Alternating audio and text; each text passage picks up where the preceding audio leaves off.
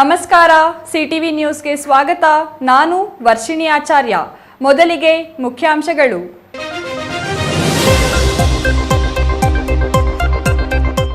ಎಂಬತ್ತೈದನೇ ವರ್ಷದ ನಂದಿಗಿರಿ ಪ್ರದಕ್ಷಿಣೆಗೆ ಹರಿದು ಬಂದ ಭಕ್ತ ಸಾಗರ. ಬೆಂಗಳೂರು ಸೇರಿ ಹೊರ ಜಿಲ್ಲೆ ಮತ್ತು ಹೊರ ರಾಜ್ಯಗಳಿಂದಲೂ ಜನರ ಆಗಮನ. 16 ಕಿಲೋಮೀಟರ್ ದೂರದ ನಂದಿಗಿರಿ ಪ್ರದಕ್ಷಿಣೆ ಯಶಸ್ವಿ. ಜನರಿಗೆ ಸಹಕಾರ ನೀಡಿದ ಪ್ರಕೃತಿ. ತೀವ್ರ ಕುತೂಹಲ ಕೆರಳಿಸಿದ ಚಿಕ್ಕಬಳ್ಳಾಪುರ ನಗರಸಭೆ ಸಾಮಾನ್ಯ ಸಭೆ. ಅಸಮಾಧಾನಗಳ ನಡುವೆಯೇ ನಾಳೆ ನಡೆಯಲಿರುವ ಸಾಮಾನ್ಯ ಸಭೆ. ವಿಪಕ್ಷದ ಜೊತೆಗೆ ಸ್ವಪಕ್ಷದ ಸದಸ್ಯರನ್ನು ಎದುರಿಸಬೇಕಾದ ಅನಿವಾರ್ಯತೆ. ಲೈಂಗಿಕ ಅಲ್ಪಸಂಖ್ಯಾತರ ವಿವಿಧ ಬೇಡಿಕೆಗಳ ಈಡೇರಿಕೆಗೆ ಒತ್ತಾಯ. ಲೈಂಗಿಕ ಅಲ್ಪಸಂಖ್ಯಾತರ ಕಲ್ಯಾಣ ಮಂಡಳಿ ಸ್ಥಾಪಿಸಿ 200 ಕೋಟಿ ನೀಡಲು ಆಗ್ರಹ. ಸುದ್ದಿಗೋಷ್ಠಿಯಲ್ಲಿ ಟ್ರಾನ್ಸ್ಜೆಂಡರ್ಗಳ ಮನವಿ. ರಕ್ತ ಸಂಗ್ರಹಣೆಯಲ್ಲಿ ದಾಖಲೆ ಬರೆಯಲು ಕ್ಷಣಗಣನೆ. ನಾಳಿನ ರಕ್ತದಾನ ಶಿಬಿರದಲ್ಲಿ ವಿಶ್ವ ದಾಖಲೆಯಾಗುವ ಗುರಿ. ಕೆವಿ ಮತ್ತು ಪಂಚಗಿರಿ ಸಮೂಹ ಶಿಕ್ಷಣ ಸಂಸ್ಥೆಗಳ ಮಕ್ಕಳಿಂದ ನಗರದಲ್ಲಿ ಜಾಗೃತಿ ಜಾಥಾ. ವಾರ್ತೆಗಳ ವಿವರ. ವಿಶ್ವ ಪ್ರಸಿದ್ಧ ನಂದಿಗಿರಿಧಾಮವನ್ನು ಪ್ರದಕ್ಷಿಣೆ ಹಾಕುವ ಕಾರ್ಯಕ್ರಮ ಇಂದು ಯಶಸ್ವಿಯಾಗಿ ನೆರವೇರಿತು. 85ನೇ ವರ್ಷದ ನಂದಿಗಿರಿ ಪ್ರದಕ್ಷಿಣೆಗೆ ಸಾಗರೋಪಾದಿಯಲ್ಲಿ ಜನ ಹರಿದು ಬಂದಿದ್ದು, ದಾರಿಯುದ್ದಕ್ಕೂ ನಡೆದು ಬರುವ ಜನರಿಗೆ ತಿಂಡಿ, ನೀರು, ಜ್ಯೂಸ್ ಹಂಚುವ ಮೂಲಕ ಭಕ್ತರು ಸಹಕರಿಸಿದ್ದು ವಿಶೇಷವಾಗಿತ್ತು. ಚಿಕ್ಕ ಮಕ್ಕಳಿಂದ ವಯೋವೃದ್ಧರವರೆಗೂ ಈ ಪ್ರದಕ್ಷಿಣೆಯಲ್ಲಿ ಹುರುಪಿನಿಂದ ಭಾಗವಹಿಸಿದರು.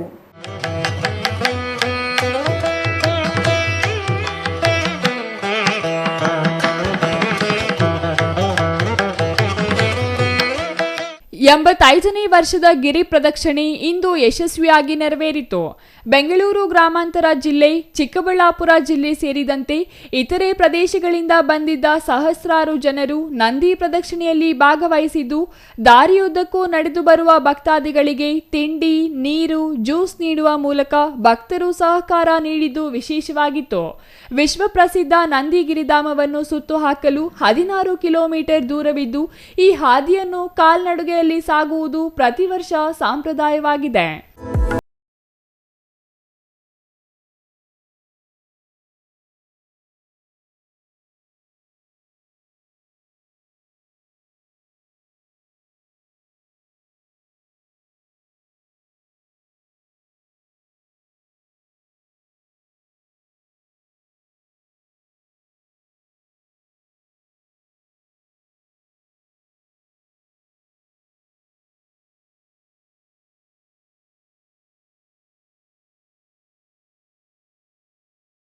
ಪ್ರತಿ ವರ್ಷದ ಆಷಾಢ ಮಾಸದ ಕೊನೆಯ ಸೋಮವಾರದಂದು ಈ ನಂದಿಗಿರಿ ಪ್ರದಕ್ಷಿಣೆ ಹಾಕುವುದು ರೂಢಿಯಾಗಿದ್ದು, ಕಳೆದ 85 ವರ್ಷಗಳಿಂದ ನಿರಂತರವಾಗಿ ನಂದಿಗಿರಿ ಪ್ರದಕ್ಷಿಣೆ ಹಾಕಲಾಗುತ್ತಿದೆ.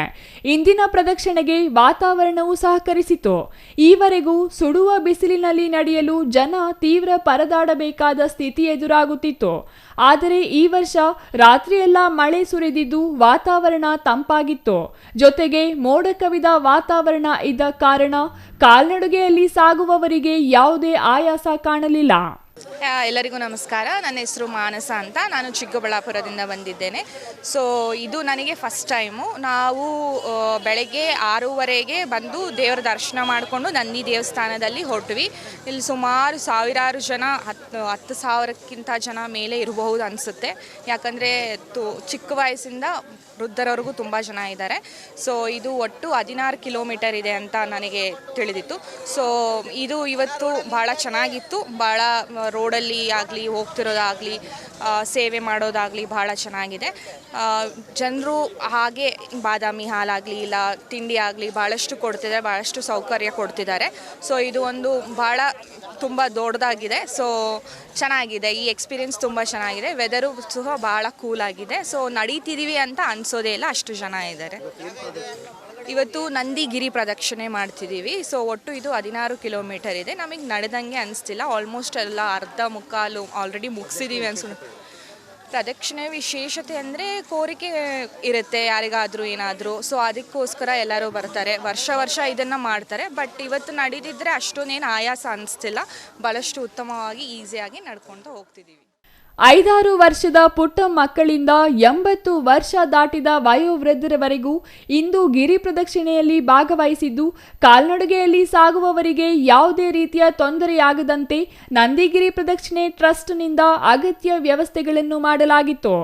ದಾರಿಯುದ್ದಕ್ಕೂ ಕುಡಿಯುವ ನೀರು, ಜ್ಯೂಸ್, ತಿಂಡಿ ಸೇರಿದಂತೆ ಇತರೆ ಅಗತ್ಯ ವ್ಯವಸ್ಥೆಗಳು ಯಾವುದೇ ತೊಂದರೆಯಾಗದಂತೆ ನಿರ್ವಹಿಸಲಾಯಿತು.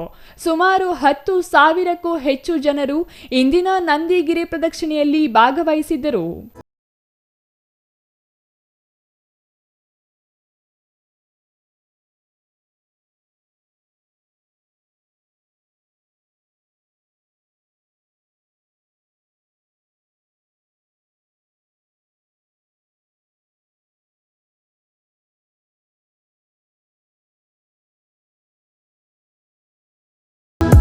ನಮಸ್ತೆ, ಇದು ಭಾರತಿ ಆನಂದ್ ಅಂತ ಹೇಳಿ ಚಿಕ್ಕಬಳ್ಳಾಪುರದಿಂದನೇ.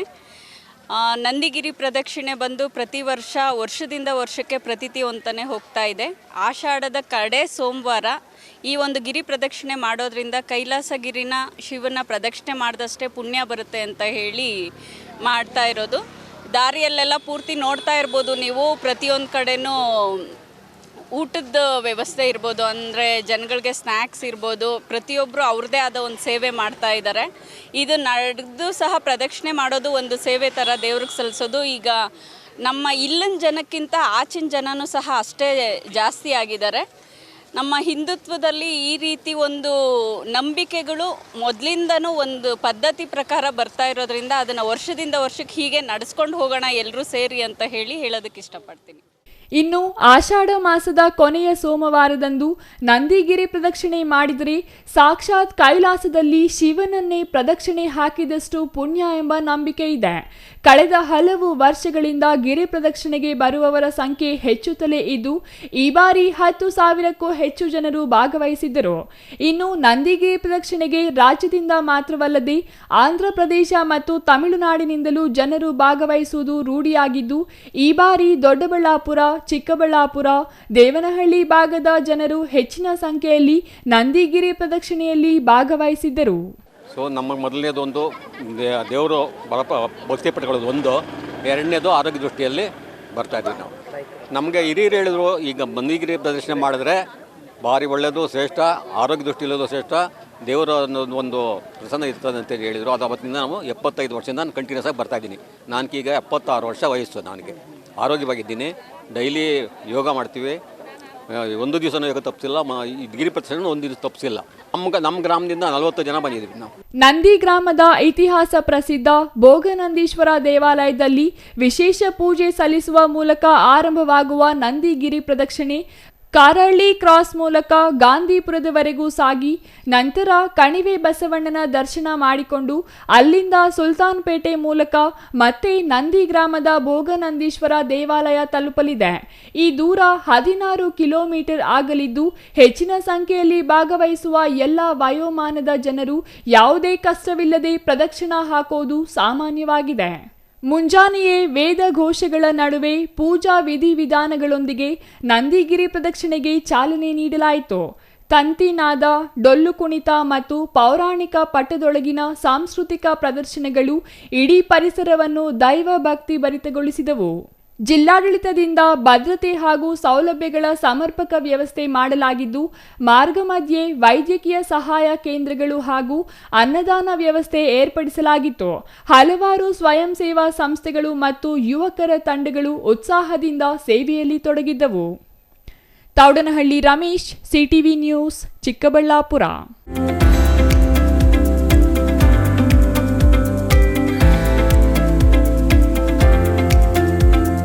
ಚಿಕ್ಕಬಳ್ಳಾಪುರ ನಗರಸಭೆ ಸಾಮಾನ್ಯ ಸಭೆ ನಾಳೆ ನಡೆಯಲಿದೆ. ಆದರೆ ಈ ಹಿಂದೆ ಪಾಲಿಸುತ್ತಿದ್ದ ಯಾವುದೇ ನಿಯಮಾವಳಿಗಳನ್ನು ಈಗ ಪಾಲಿಸಿಲ್ಲ ಎಂಬ ಆರೋಪಗಳ ಜೊತೆಗೆ ಸ್ವಪಕ್ಷದ ಸದಸ್ಯರೇ ಅಧ್ಯಕ್ಷರ ವಿರುದ್ಧ ಅಸಮಾಧಾನಗೊಂಡಿದ್ದು, ನಾಳಿನ ಸಭೆ ಆರೋಪ ಪ್ರತ್ಯಾರೋಪಗಳಿಗೆ ವೇದಿಕೆಯಾಗುವ ಎಲ್ಲಾ ಸೂಚನೆಗಳು ಗೋಚರಿಸುತ್ತಿವೆ.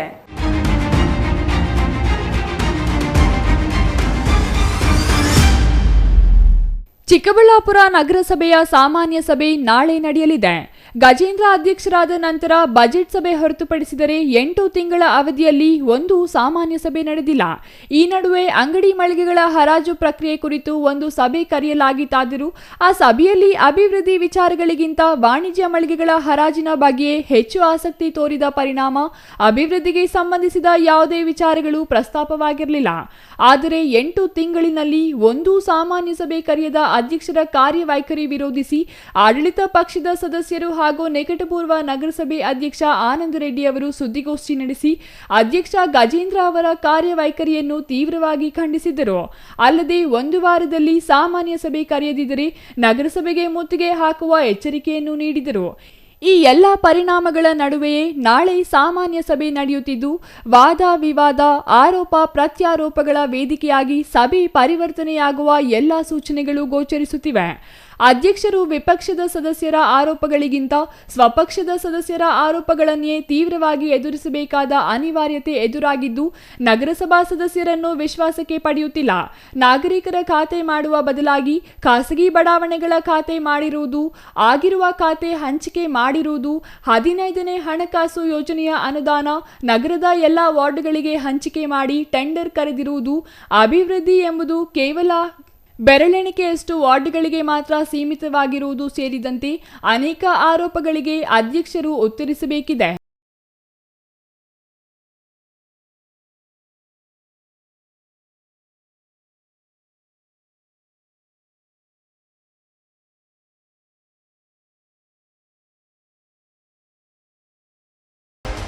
ಸ್ವಪಕ್ಷದ ಸದಸ್ಯರ ದಾಳಿಯಿಂದ ತಪ್ಪಿಸಿಕೊಳ್ಳಲು ಅಧ್ಯಕ್ಷ ಗಜೇಂದ್ರ ಅವರು ಸಂಸದ ಡಾಕ್ಟರ್ ಕೆ ಸುಧಾಕರ್ ಅವರನ್ನು ಸಾಮಾನ್ಯ ಸಭೆಗೆ ಆಹ್ವಾನಿಸಿದ್ದು, ಸಂಸದರು ಸಭೆಗೆ ಹಾಜರಾದರೆ ಆಡಳಿತ ಪಕ್ಷದ ಸದಸ್ಯರ ವಾಗ್ದಾಳಿ ಸ್ವಲ್ಪವಾದರೂ ಕಡಿಮೆಯಾಗಲಿದೆಯಾ ಎಂಬ ನಿರೀಕ್ಷೆಯಲ್ಲಿ ಅಧ್ಯಕ್ಷರಿದ್ದಾರೆ.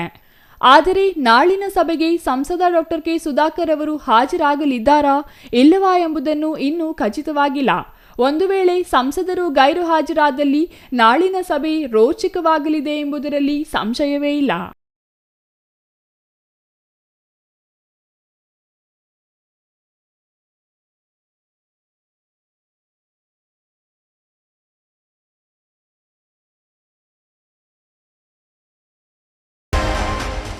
ಇನ್ನು ಈ ಹಿಂದೆ ಯಾವುದೇ ಸಾಮಾನ್ಯ ಸಭೆ ನಡೆಯಬೇಕಾದರೆ ಆಡಳಿತ ಮತ್ತು ವಿಪಕ್ಷದ ಸದಸ್ಯರನ್ನು ಪೂರ್ವಭಾವಿಯಾಗಿ ಒಂದು ಸಭೆ ಕರೆದು ಸಾಮಾನ್ಯ ಸಭೆಯಲ್ಲಿ ಚರ್ಚಿಸಬೇಕಾದ ನಡಾವಳಿಗಳ ಬಗ್ಗೆ ಚರ್ಚೆ ನಡೆಸಿ ಆಡಳಿತ ಮತ್ತು ವಿಪಕ್ಷದ ಸದಸ್ಯರ ಸಲಹೆ ಸೂಚನೆಗಳನ್ನು ಪಡೆದು ನಂತರ ಸಾಮಾನ್ಯ ಸಭೆ ನಿಗದಿ ಮಾಡಲಾಗುತ್ತಿತ್ತು. ಆದರೆ ಈ ಬಾರಿ ಯಾವುದೇ ಬೆಳವಣಿಗೆಗಳು ನಡೆದಿಲ್ಲ. ಅಲ್ಲದೆ ನಗರಸಭೆಯಲ್ಲಿ ಸದಸ್ಯರಿಗೆ ಕನಿಷ್ಠ ಗೌರವ ಸಿಗುತ್ತಿಲ್ಲ ಎಂಬ ಆರೋಪ ತೀವ್ರವಾಗಿಯೇ ಇದೆ. ಹಾಗಾಗಿ ಸದಸ್ಯರು ಅಧ್ಯಕ್ಷರ ವಿರುದ್ಧ ಆರೋಪಗಳ ಸುರಿಮಳೆ ಸುರಿಸೋದು ಪಕ್ಕಾ ಆಗಿದ್ದು, ಇದನ್ನು ಎದುರಿಸುವಲ್ಲಿ ಅಧ್ಯಕ್ಷ ಗಜೇಂದ್ರ ಯಾವ ರೀತಿಯಲ್ಲಿ ಯಶಸ್ವಿ ಆಗಲಿದ್ದಾರೆ ಎಂಬುದನ್ನು ಕಾದು ನೋಡಬೇಕಿದೆ.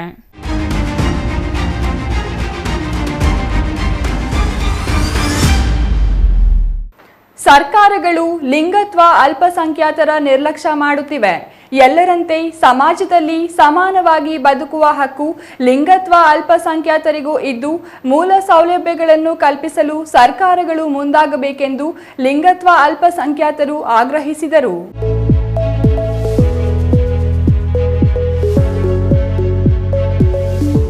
ಚಿಕ್ಕಬಳ್ಳಾಪುರ ಪತ್ರಕರ್ತರ ಭವನದಲ್ಲಿ ಇಂದು ನಡೆದ ಸುದ್ದಿಗೋಷ್ಠಿಯಲ್ಲಿ ಮಾತನಾಡಿದ ಲೈಂಗಿಕ ಅಲ್ಪಸಂಖ್ಯಾತರು, ಲಿಂಗತ್ವ ಮತ್ತು ಲೈಂಗಿಕ ಅಲ್ಪಸಂಖ್ಯಾತ ಸಮುದಾಯ ಕಳಂಕ, ತಾರತಮ್ಯ, ಸಮಾಜದಲ್ಲಿ ತಿರಸ್ಕಾರಕ್ಕೆ ಒಳಗಾಗಿದೆ. ಈ ಸಮುದಾಯ ಮೂಲ ಸೌಕರ್ಯಗಳಿಂದ ವಂಚಿತವಾಗಿ ಸಂಕಷ್ಟದ ಜೀವನ ನಡೆಸುತ್ತಿದೆ. ರಾಜ್ಯದಲ್ಲಿ 6,000ಕ್ಕೂ ಹೆಚ್ಚು ಲಿಂಗತ್ವ ಅಲ್ಪಸಂಖ್ಯಾತರಿದ್ದು ಇವರಿಗೆ ರಾಜ್ಯ ಸರ್ಕಾರದಿಂದ ಸಂವಿಧಾನಿಕವಾಗಿ ಸಿಗಬೇಕಾದ ಯಾವುದೇ ಸೌಲಭ್ಯಗಳು ಸಿಗುತ್ತಿಲ್ಲ ಎಂದು ಅಳಲು ತೋಡಿಕೊಂಡರು. ರಾಜ್ಯ ಸರ್ಕಾರ ಲಿಂಗತ್ವ ಅಲ್ಪಸಂಖ್ಯಾತ ಸಮುದಾಯವನ್ನು ಗುರುತಿಸುವ ಜೊತೆಗೆ ಲಿಂಗತ್ವ ಅಲ್ಪಸಂಖ್ಯಾತರ ರಾಜ್ಯ ಕಲ್ಯಾಣ ನಿಗಮ ಸ್ಥಾಪಿಸಿ ಅಭಿವೃದ್ಧಿಗೆ ವಾರ್ಷಿಕವಾಗಿ 200 ಕೋಟಿ ನಿಗದಿಪಡಿಸಬೇಕೆಂದು ಆಗ್ರಹಿಸಿದರು. ರಾಜ್ಯ ಸರ್ಕಾರ ಎಲ್ಲಾ ಇಲಾಖೆಗಳಲ್ಲಿ ಟ್ರಾನ್ಸ್ಜೆಂಡರ್ಗಳಿಗೆ ಕನಿಷ್ಠ 1% ಮೀಸಲಾತಿ ಜಾರಿ ಮಾಡಬೇಕು. ಕರ್ನಾಟಕದ ಎಲ್ಲ ಸರ್ಕಾರಿ ಆಸ್ಪತ್ರೆಗಳಲ್ಲಿ ಉಚಿತವಾಗಿ ಲಿಂಗ ಪರಿವರ್ತನೆ ಶಸ್ತ್ರಚಿಕಿತ್ಸೆ ಒದಗಿಸಬೇಕು. ಸಮಾಜದಲ್ಲಿ ಅಲ್ಪಸಂಖ್ಯಾತರಿಗೆ ಕಳಂಕ ಮತ್ತು ತಾರತಮ್ಯ ರಹಿತ ಸೇವೆ ಸಿಗುವಂತಾಗಬೇಕು. ವೈದ್ಯಕೀಯ ಮತ್ತು ಶಿಕ್ಷಣ ಪಠ್ಯಕ್ರಮದಲ್ಲಿ ಲಿಂಗತ್ವ, ಅಲ್ಪಸಂಖ್ಯಾತರ ವಿಷಯಗಳನ್ನು ಸೇರಿಸಬೇಕು. ವಸತಿ ನಿವೇಶನಗಳನ್ನು ಒದಗಿಸಬೇಕೆಂದು ರಾಜ್ಯ ಸರ್ಕಾರಕ್ಕೆ ಒತ್ತಾಯಿಸಿದರು. ರಿಸರ್ವೇಷನ್ ಇರೋ ಥರ ಟ್ರಾನ್ಸ್ಜೆಂಡರ್ ರಿಸರ್ವೇಷನ್ ತೊಗೊಂಡು ಬಂದಿದ್ದೀರಿ. ಸೊ ರಿಸರ್ವೇಷನ್ ಡೆವಲಪ್ಮೆಂಟ್ ಮಾಡಬೇಕಾಗಿರೋದು ಕೂಡ state government responsibility. So request ಮಾಡೋದೇನೆಂದರೆ, ಪಾಲಿಸಿ ಒಳಗಡೆ ಇವತ್ತು ಬಜೆಟೇ ಇಲ್ಲ, ನಮ್ಮದು ವೆಲ್ಫೇರ್ ಬೋರ್ಡ್ ಕಮಿಟೀಸ್ ಇಲ್ಲ ಸ್ಟೇಟಲ್ಲಿ. ಸೊ ಹೇಗೆ ಡೆವಲಪ್ಮೆಂಟ್ ಮಾಡೋದು? ಇವತ್ತು ration card, voter I D card, Aadhaar card, transgender I D card ಡಿಸ್ಟಿಕಲ್ಲಿ ಎಲ್ಲ ಕಡೆ ಕೊಡೋದು ಸ್ಟಾರ್ಟ್ ಮಾಡಿದ್ದೀರಿ. ಸೊ ಸ್ಟಾರ್ಟ್ ಮಾಡುವಾಗ ಇವತ್ತು ನಮಗೆ ಟ್ರಾನ್ಸ್ಜೆಂಡರ್ ಐ ಡಿ ಕಾರ್ಡ್ ಸಿಕ್ಕಿದ್ರೆ ಪ್ರಯೋಜನ ಏನು? ಇವತ್ತು ನಮಗೆ ಯಾವುದೇ ಹಾಸ್ಪಿಟಲಲ್ಲಿ ಫ್ರೀಯಾಗಿ ನೋಡಬೇಕಂತ ಟ್ರಾನ್ಸ್ಜೆಂಡರ್ ರೂಲ್ ಸೆಂಟ್ರಲ್ ಹೇಳ್ತಾ ಇದೆ. What happen to state government rules? So state government rule 2017 ಕಾಯ್ದೆ ಪ್ರಕಾರ ಎಲ್ಲ ಟ್ರಾನ್ಸ್ಜೆಂಡರ್ಗೆ ಮಿನಿಮಮ್ ಎಲ್ಲ ಉಪಯೋಗಗಳು ಸಿಗಬೇಕಂತ ಇದೆ. ಹೆಲ್ತ್, ಎಜುಕೇಷನ್ ಮತ್ತು ಅವ್ರಿಗೆ ಏನು ಮೂಲಭೂತ ಸೌಕರ್ಯಗಳಿದೆಯೋ, ಮನೆಗಳಿದೆಯೋ ಅದೆಲ್ಲ ಕೊಡಬೇಕಂತ ಇದೆ. ಬಟ್ ಯಾವುದೇ ಕಾರಣಕ್ಕೂ ಪರ್ಸೆಂಟೇಜ್ ರಿಸರ್ವೇಷನ್ 1% ತೋರಿಸ್ಬಿಟ್ಟು ಬೇರೆ ಸ್ಟೇಟ್ ಅವ್ರು ನನ್ನ ಪ್ರಶ್ನೆ ಮಾಡ್ತಾ ಇದ್ದಾರೆ. ನಿಮ್ಮದು 1% ರಿಸರ್ವೇಷನ್ ಆಯಿತು, ಇಷ್ಟುವರೆಗೆ ಕೆಲಸ ಮಾಡಿದ್ದೀರಿ, ಟ್ರಾನ್ಸ್ಜೆಂಡರ್ಗೆ ಆ್ಯಕ್ಸಸ್ ಎಲ್ಲಿವರೆಗೆ ಬಂದಿದೆ, ಯಾವ ಡ್ರೈವಲ್ಲಿ ಇದ್ದೀರಿ, ನೀವು ಎಷ್ಟು ತೊಗೊಂಡಿದ್ದೀರಾ ಅಂತ ಕೇಳುವಾಗ ನಮಗೆ ಒಂದು ಕಡೆ ನಾಚಿಕೆ ಆಗುತ್ತೆ. ಯಾಕೆಂದರೆ ಅಂದರೆ ಇವತ್ತು ತಮಿಳ್ನಾಡು ನೋಡಿದ್ರೆ ಟ್ರಾನ್ಸ್ಜೆಂಡರ್ ವೆಲ್ಫೇರ್ ಬೋರ್ಡ್ ಕಮಿಟಿ ಇದೆ, ತೆಲಂಗಾಣದಲ್ಲಿ ಟ್ರಾನ್ಸ್ಜೆಂಡರ್ ವೆಲ್ಫೇರ್ ಕಮಿಟಿ ಇದೆ, ಈ ಕಡೆ ಎಲ್ಲ ಸ್ಟೇಟಲ್ಲಿ ಕಮಿಟಿ ಮಾಡ್ಕೊಂಡು ಬರ್ಜೆಂಟ್ ಮಾಡ್ಕೊಂಡು ಕೆಲಸ ಮಾಡ್ತಾರೆ. Thoudanahalli Ramesh, CTV news, Chikkaballapur.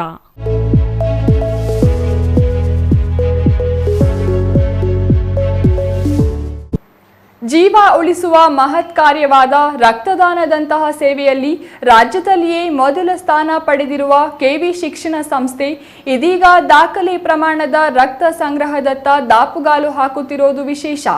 ರಕ್ತದಾನದ ಬಗ್ಗೆ ಜಾಗೃತಿ ಮೂಡಿಸಲು ಕೆವಿ ಸಮೂಹ ಶಿಕ್ಷಣ ಸಂಸ್ಥೆಗಳ ವಿದ್ಯಾರ್ಥಿಗಳಿಂದ ಇಂದು ನಗರದಲ್ಲಿ ಜಾಗೃತಿ ಜಾಥಾ ನಡೆಸಲಾಯಿತು.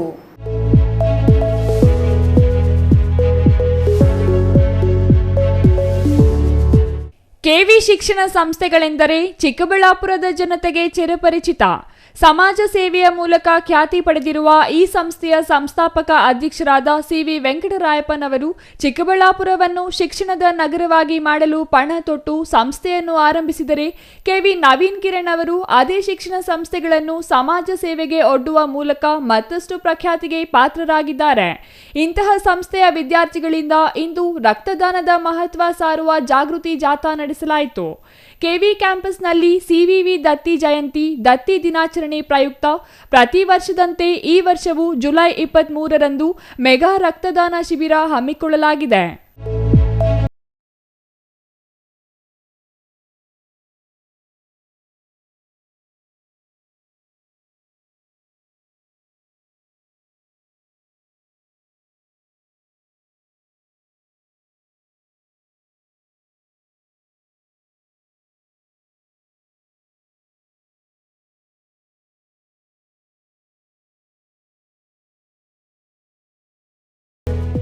ಕನಿಷ್ಠ 4,000 ಯೂನಿಟ್ ರಕ್ತ ಸಂಗ್ರಹಿಸುವ ಗುರಿ ಹೊಂದಲಾಗಿದೆ. ದತ್ತಿ ಜಯಂತಿ ಅಂಗವಾಗಿ 2002ರಲ್ಲಿ ರಾಷ್ಟ್ರೋತ್ಥಾನ ಪರಿಷತ್ ಸಹಕಾರದಲ್ಲಿ ಪ್ರಾರಂಭವಾದ ರಕ್ತದಾನ ಶಿಬಿರ ಮೊದಲ ಬಾರಿಗೆ ಕೇವಲ 25 ಯೂನಿಟ್ ಸಂಗ್ರಹದಿಂದ ಆರಂಭವಾಯಿತು. ಕಳೆದ 2 ವರ್ಷಗಳಿಂದ 2,000 ಯೂನಿಟ್ ತಲುಪಿದೆ. ಆ ಮೂಲಕ ರಕ್ತದಾನದ ಕ್ರಾಂತಿಯನ್ನುಂಟು ಮಾಡುತ್ತಿದೆ. ಜುಲೈ 23ರಂದು ನಡೆಯುವ ರಕ್ತದಾನ ಶಿಬಿರದಲ್ಲಿ ಕನಿಷ್ಠ 4,000 ಯೂನಿಟ್ ರಕ್ತ ಸಂಗ್ರಹ ಮಾಡುವ ನಿರೀಕ್ಷೆ ಇದೆ. ಜುಲೈ 23ಕ್ಕೆ ನಡೆಯಲಿರುವ ಸ್ವಯಂ ಪ್ರೇರಿತ ರಕ್ತದಾನ ಶಿಬಿರಕ್ಕೆ ಸಂಘ ಸಂಸ್ಥೆಗಳು, ಸಿನಿಮಾ ನಟರು, ಉದ್ಯಮಿಗಳು ವಿಡಿಯೋ ಮೂಲಕ ರಕ್ತದಾನಕ್ಕೆ ಪ್ರೋತ್ಸಾಹ ನೀಡಿದ್ದಾರೆ. ಇನ್ನು ಸಂಸ್ಥೆಯ ಶಿಕ್ಷಕರು ಮತ್ತು ಪಠ್ಯೇತರ ಸಿಬ್ಬಂದಿ ಕಳೆದ 1 ತಿಂಗಳಿನಿಂದ ರಕ್ತದಾನದ ಬಗ್ಗೆ ಅರಿವು ಮೂಡಿಸುವ ಕಾಯಕದಲ್ಲಿ ನಿರತರಾಗಿದ್ದಾರೆ. ಶಿಕ್ಷಣ ಸಂಸ್ಥೆಗಳ 400ಕ್ಕೂ ಹೆಚ್ಚು ಸಿಬ್ಬಂದಿ ಪ್ರತಿನಿತ್ಯ ಶ್ರಮಿಸಿ ರಕ್ತದಾನದ ಬಗ್ಗೆ ಜಾಗೃತಿ ಮೂಡಿಸಿದ್ದಾರೆ. 14,000ಕ್ಕೂ ಹೆಚ್ಚು ಜನ ಆನ್ಲೈನ್ ಮೂಲಕ ರಕ್ತದಾನಕ್ಕೆ ನೋಂದಣಿ ಮಾಡಿಕೊಂಡಿದ್ದಾರೆ. ಹಾಗಾಗಿ ಕೆವಿ ಸಮೂಹ ಶಿಕ್ಷಣ ಸಂಸ್ಥೆಗಳ ವಿದ್ಯಾರ್ಥಿಗಳಿಂದ ನಗರದ ಪ್ರಮುಖ ಬೀದಿಗಳಲ್ಲಿ ಜಾಥಾ ನಡೆಸಿ ರಕ್ತದಾನದ ಬಗ್ಗೆ ಅರಿವು ಮೂಡಿಸಿದರು. Thoudanahalli Ramesh, CTV news, Chikkaballapur.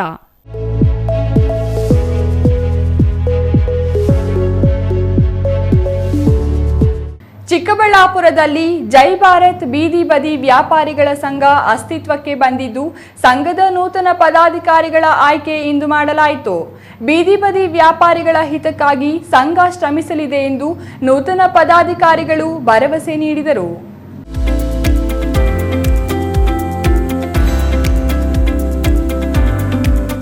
ಚಿಕ್ಕಬಳ್ಳಾಪುರ ಜಿಲ್ಲಾ ಕೇಂದ್ರದಲ್ಲಿ ಈವರೆಗೂ ಇದ್ದ ಕರ್ನಾಟಕ ಬೀದಿ ಬದಿ ವ್ಯಾಪಾರಿಗಳ ಸಂಘ ಇದೀಗ ಜೈ ಭಾರತ್ ಬೀದಿ ಬದಿ ವ್ಯಾಪಾರಿಗಳ ಸಂಘವಾಗಿ ಹೆಸರು ಬದಲಿಸಿಕೊಂಡಿದೆ. ಅಲ್ಲದೆ ಸಂಘದ ನೂತನ ಪದಾಧಿಕಾರಿಗಳ ಆಯ್ಕೆ ಇಂದು ನಡೆದಿದ್ದು, ಬೀದಿ ಬದಿ ವ್ಯಾಪಾರಿಗಳ ಹಿತ ರಕ್ಷಣೆಗಾಗಿ ನೂತನ ಪದಾಧಿಕಾರಿಗಳು ಶ್ರಮಿಸುವುದಾಗಿ ಭರವಸೆ ನೀಡಿದ್ದಾರೆ. ಜಿಲ್ಲಾಡಳಿತ ನಗರಸಭೆಯಿಂದ ಬೀದಿ ಬದಿ ವ್ಯಾಪಾರಿಗಳಿಗೆ ಸಿಗುವ ಸೌಲಭ್ಯಗಳನ್ನು ಕೊಡಿಸುವ ಜೊತೆಗೆ ಅವರಿಗೆ ತೊಂದರೆಯಾಗದಂತೆ ಕ್ರಮ ವಹಿಸುವುದಾಗಿ ಅವರು ಹೇಳಿದ್ದಾರೆ. ಕರ್ನಾಟಕ ಬೀದಿ ಬದಿ ವ್ಯಾಪಾರಸ್ಥರ ಜಿಲ್ಲಾಧ್ಯಕ್ಷನಾಗಿದ್ದೆ. 30-40 ವರ್ಷಗಳಿಂದ ನಾವು ಸೇವೆಯನ್ನು ಚಿಕ್ಕಬಳ್ಳಾಪುರ ಕ್ಷೇತ್ರಕ್ಕೆ, ಇಡೀ ಜಿಲ್ಲೆಗೂ ಕೂಡ ನಾವು ಸೇವೆ ಮಾಡ್ಕೊಂಡು ಬಂದಿದ್ದೀವಿ. ಕಾರಣಾಂತರ ನಮ್ಮ ಕರ್ನಾಟಕ ಬೀದಿ ಬದಿ ವ್ಯಾಪಾರಸ್ಥರ ಒಕ್ಕೂಟ ಇತ್ತು.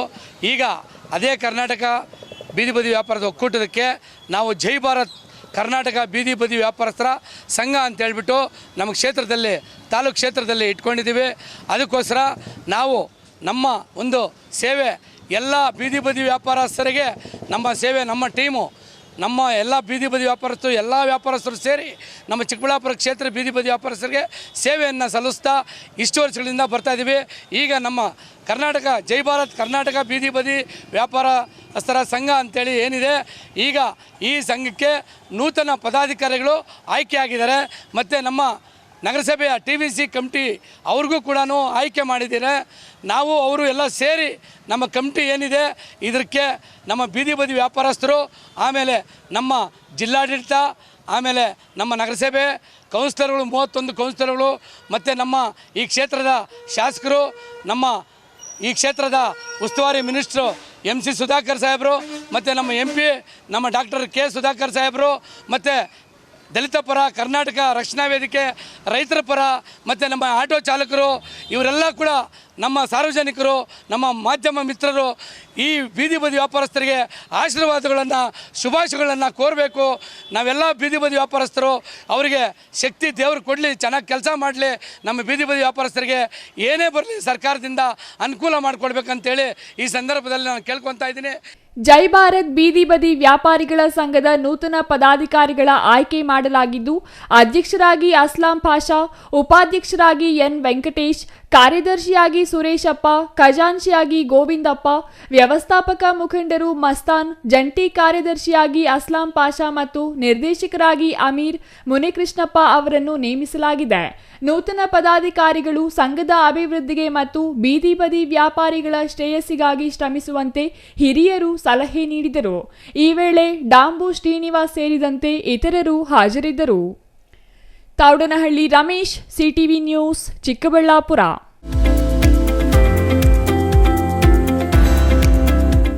ಇದೀಗ ಚಿಕ್ಕದೊಂದು ವಿರಾಮದ ನಂತರ CTV ನ್ಯೂಸ್ ಮುಂದುವರಿಯಲಿದೆ. ಚಿಕ್ಕಬಳ್ಳಾಪುರ ನಗರಸಭೆಯ ಸಾಮಾನ್ಯ ಸಭೆಯನ್ನು ದಿನಾಂಕ 22/7/2025 ಬೆಳಗ್ಗೆ 11 ಗಂಟೆಗೆ ಮಾನ್ಯ ನಗರಸಭೆಯ ಅಧ್ಯಕ್ಷರಾದ ಶ್ರೀ ಎ ಗಜೇಂದ್ರರವರ ಅಧ್ಯಕ್ಷತೆಯಲ್ಲಿ ನಗರಸಭೆಯ ಸರ್ MV ಸಭಾಂಗಣದಲ್ಲಿ ಹಮ್ಮಿಕೊಳ್ಳಲಾಗಿದೆ.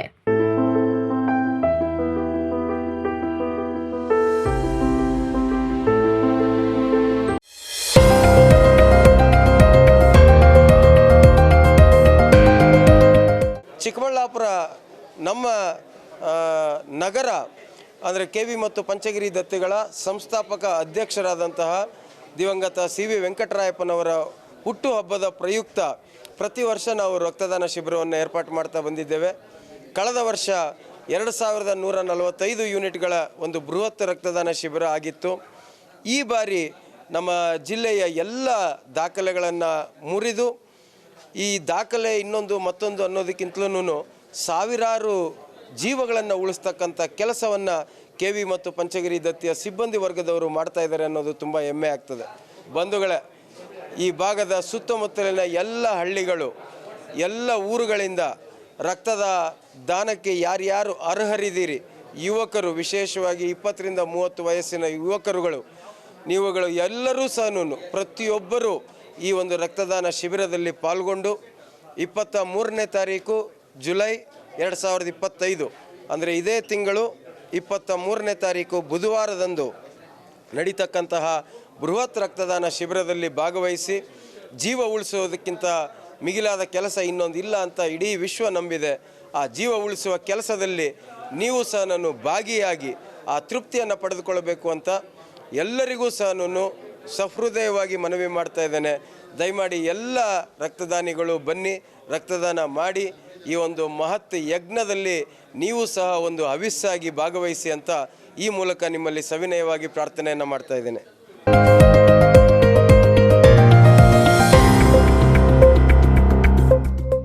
ವಾಟರ್ ಪ್ಯೂರಿಫೈಯರ್ ಇದೀಗ ನಿಮ್ಮನೆಗೆ ಬರುತ್ತೆ ಅಂತಂದ್ರೆ ನಂಬ್ತೀರಾ? ಎಲ್ಲಿ ಕೊಡ್ತಾರ್ರಿ 5,500ಕ್ಕೆ? ಎಲ್ಲಿ ಕೊಡ್ತಾರೆ? ಬ್ರಾಂಡೆಡ್ ಪ್ಯೂರಿಫೈಯರ್ಸ್ ನಿಮ್ಮ ಮನೆ ಸೇರುತ್ತೆ. 5 ವರ್ಷದ ಫ್ರೀ ಸರ್ವಿಸ್. ಹಾಯ್ ಹಲೋ ನಮಸ್ಕಾರ.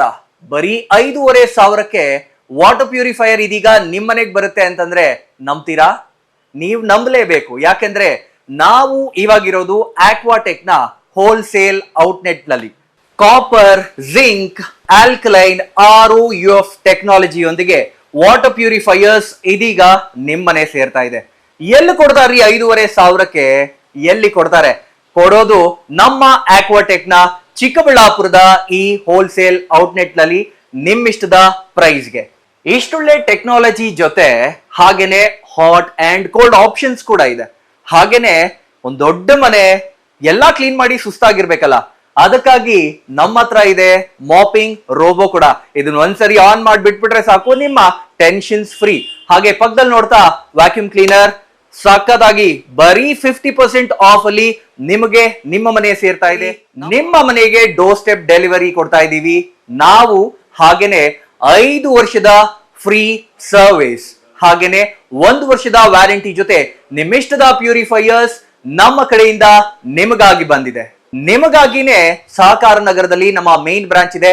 ನೀವು ಕೂಡ ಅಲ್ಲಿ ಹೋಗಿ ನಿಮ್ಮಿಷ್ಟದ ವಾಟರ್ ಪ್ಯೂರಿಫೈಯರ್ ಅನ್ನ ಮನೆಗೆ ತಗೊಂಡು ಹೋಗ್ಬೋದು. ಹೋಲ್ಸೇಲ್ ದರದಲ್ಲಿ ಯಾವುದೇ ರೀತಿಯ ವಾಟರ್ ಪ್ಯೂರಿಫೈಯರ್ಸ್ಗಾಗಿ ಭೇಟಿ ನೀಡಿ ಏಸ್ ಆಕ್ವಾಟೆಕ್, ಕೆನರಾ ಬ್ಯಾಂಕ್ ಮುಂಭಾಗ, BB ರೋಡ್, KEB ಪಕ್ಕ, ward number 23, Chamarajpet, Chikkaballapur. Mobile ಸಂಖ್ಯೆ 9845301082 79967776777.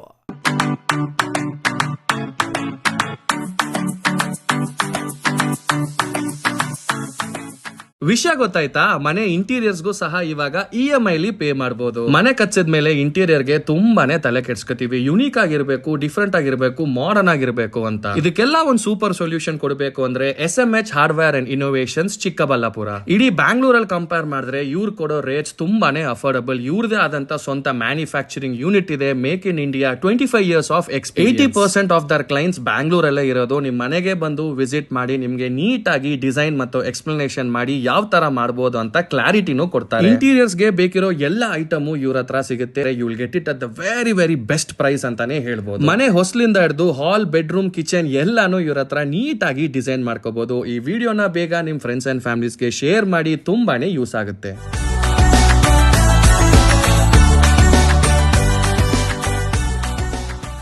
ವಿರಾಮದ ನಂತರ CTV ನ್ಯೂಸ್ಗೆ ಮತ್ತೆ ಸ್ವಾಗತ.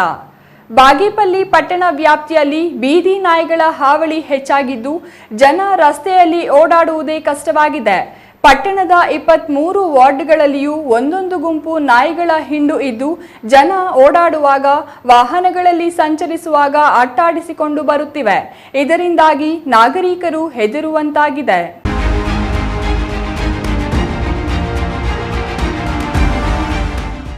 ಬಾಗೇಪಲ್ಲಿ ಪಟ್ಟಣಾದ್ಯಂತ ಬೀದಿ ನಾಯಿಗಳ ಹಾವಳಿ ತೀವ್ರವಾಗಿದೆ. ನಾಯಿಗಳ ಕಾಟ ತಪ್ಪಿಸುವಲ್ಲಿ ಪುರಸಭೆ ಆಡಳಿತ ಸಂಪೂರ್ಣ ವಿಫಲವಾಗಿದ್ದು, ಪುರಸಭೆ ಅಧಿಕಾರಿಗಳ ನಿರ್ಲಕ್ಷ್ಯದ ವಿರುದ್ಧ ನಾಗರಿಕರು ಪ್ರತಿನಿತ್ಯ ಶಾಪ ಹಾಕುವಂತಾಗಿದೆ. ಜಿಲ್ಲೆಯ ಹಲವು ನಗರಗಳಲ್ಲಿ ಶ್ವಾನ ಸಂತತಿಗೆ ಕಡಿವಾಣ ಹಾಕಲು ಸಂತಾನ ಶಕ್ತಿ ಹರಣ ಶಸ್ತ್ರಚಿಕಿತ್ಸೆ ಸೇರಿದಂತೆ ಇತರೆ ಕ್ರಮಗಳನ್ನು ಕೈಗೊಂಡಿದ್ದು, ಬಾಗೇಪಲ್ಲಿ ಪುರಸಭೆ ಮಾತ್ರ ಈ ನಿಟ್ಟಿನಲ್ಲಿ ಯಾವುದೇ ರೀತಿಯ ಕ್ರಮಕ್ಕೆ ಮುಂದಾಗದಿರುವುದು ನಾಗರಿಕರ ಸಮಸ್ಯೆ ಉಲ್ಬಣವಾಗಲು ಕಾರಣವಾಗಿದೆ. ಪಟ್ಟಣದ ಮುಖ್ಯ ರಸ್ತೆಯಲ್ಲಿ ವಿದ್ಯಾರ್ಥಿಗಳು, ವಯೋವೃದ್ಧರು ವಾಯುವಿಹಾರಕ್ಕೆ ತೆರಳುವ ವೇಳೆ ನಾಯಿಗಳು ದಾಳಿ ನಡೆಸುತ್ತವೆ. ಈಗಾಗಲೇ 5-6 ಮಂದಿ ನಾಯಿಗಳಿಂದ ಕಚ್ಚಿಸಿಕೊಂಡು ಆಸ್ಪತ್ರೆಯಲ್ಲಿ ಚಿಕಿತ್ಸೆ ಪಡೆದಿದ್ದಾರೆ. ಪಟ್ಟಣದ ಸಂತೆ ಮೈದಾನ, ಬಸ್ ನಿಲ್ದಾಣ, ಗಂಗಮ್ಮಗುಡಿ ರಸ್ತೆ, ಕೊತ್ತಪಲ್ಲಿ ರಸ್ತೆ, ಗೂಳೂರು ರಸ್ತೆ ಮುಂತಾದ ಪ್ರದೇಶಗಳಲ್ಲಿ ಮಾಂಸದಂಗಡಿ ಮತ್ತು ಮಾಂಸಾಹಾರ ಹೋಟೆಲ್ಗಳ ಸಮೀಪ ನಾಯಿಗಳ ಹಿಂಡು ಬೀಡು ಬಿಟ್ಟಿರುತ್ತದೆ. ಈ ಪ್ರದೇಶಗಳಲ್ಲಿ ಜನ ಓಡಾಡಲು ಭಯಪಡುತ್ತಾರೆ. ಹಗಲಿನಲ್ಲಿ ಸಾಧುವಂತೆ ವರ್ತಿಸುವ ಶ್ವಾನಗಳು ಸಂಜೆಯಾಗುತ್ತಿದ್ದಂತೆ ಮೃಗಗಳಂತೆ ಕೆರಳಿ ನಿಲ್ಲುತ್ತವೆ. ಈ ಸಮಯದಲ್ಲಿ ಮಕ್ಕಳು ಮತ್ತು ಮಹಿಳೆಯರು ಹೊರಬರಲು ಹೆದರುತ್ತಾರೆ. ಸೈಕಲ್ ಮತ್ತು ಬೈಕ್ ಸಂಚರಿಸುವ ವೇಳೆ ಹಿಂಬಾಲಿಸಿಕೊಂಡು ಬಂದು ದಾಳಿ ನಡೆಸುತ್ತವೆ. ಈ ಘಟನೆಯಲ್ಲಿ ಹಲವು ಮಂದಿ ಬಿದ್ದು ಗಾಯಗೊಂಡಿದ್ದಾರೆ. ಕಸದ ರಾಶಿ ನಾಯಿಗಳ ಮತ್ತೊಂದು ಅಡ್ಡೆಯಾಗಿದೆ. ತ್ಯಾಜ್ಯದಲ್ಲಿನ ಆಹಾರ ತಿನ್ನಲು ಶ್ವಾನಗಳ ಗುಂಪುಗಳ ನಡುವೆ ಕಾದಾಟ ನಡೆಯುತ್ತಲೇ ಇರುತ್ತದೆ. ಈ ವೇಳೆ ಚಲಿಸುವ ವಾಹನಗಳಿಗೆ ಅಡ್ಡ ಬಂದು ವಾಹನ ಸವಾರರು ಬೀಳುವುದು ಸಾಮಾನ್ಯವಾಗಿದೆ. ರಾತ್ರಿ ವೇಳೆ ನಾಯಿಗಳ ಕೂಗಾಟ, ಚೀರಾಟದಿಂದ ನೆಮ್ಮದಿಯ ನಿದ್ದೆ ಮಾಡಿ ಹಲವು ತಿಂಗಳು ಕಳೆದಿದೆ. ನಾಯಿಗಳ ಉಪಟಳಕ್ಕೆ ಕಡಿವಾಣ ಹಾಕಬೇಕೆಂದು ಸ್ಥಳೀಯರು ಆಗ್ರಹಿಸಿದ್ದಾರೆ.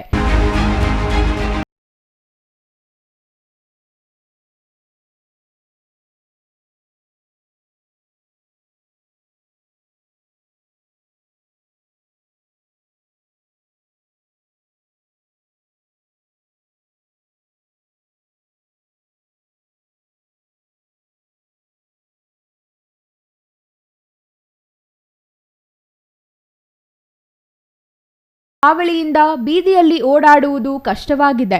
ಮಕ್ಕಳು, ಮಹಿಳೆಯರು ಮನೆಗೆ ಅವಶ್ಯಕ ವಸ್ತು ತರಲು ಅಂಗಡಿಗೆ ಹೋಗಲು ಭಯಪಡುವಂತಾಗಿದೆ. ಪುರಸಭೆ ಅಧಿಕಾರಿಗಳು ಎಚ್ಚೆತ್ತು ಈಗಲಾದರೂ ಬೀದಿ ನಾಯಿಗಳ ಹಾವಳಿಗೆ ಕಡಿವಾಣ ಹಾಕಬೇಕಿದೆ. R Ganesh, CTV news, Bagepalli.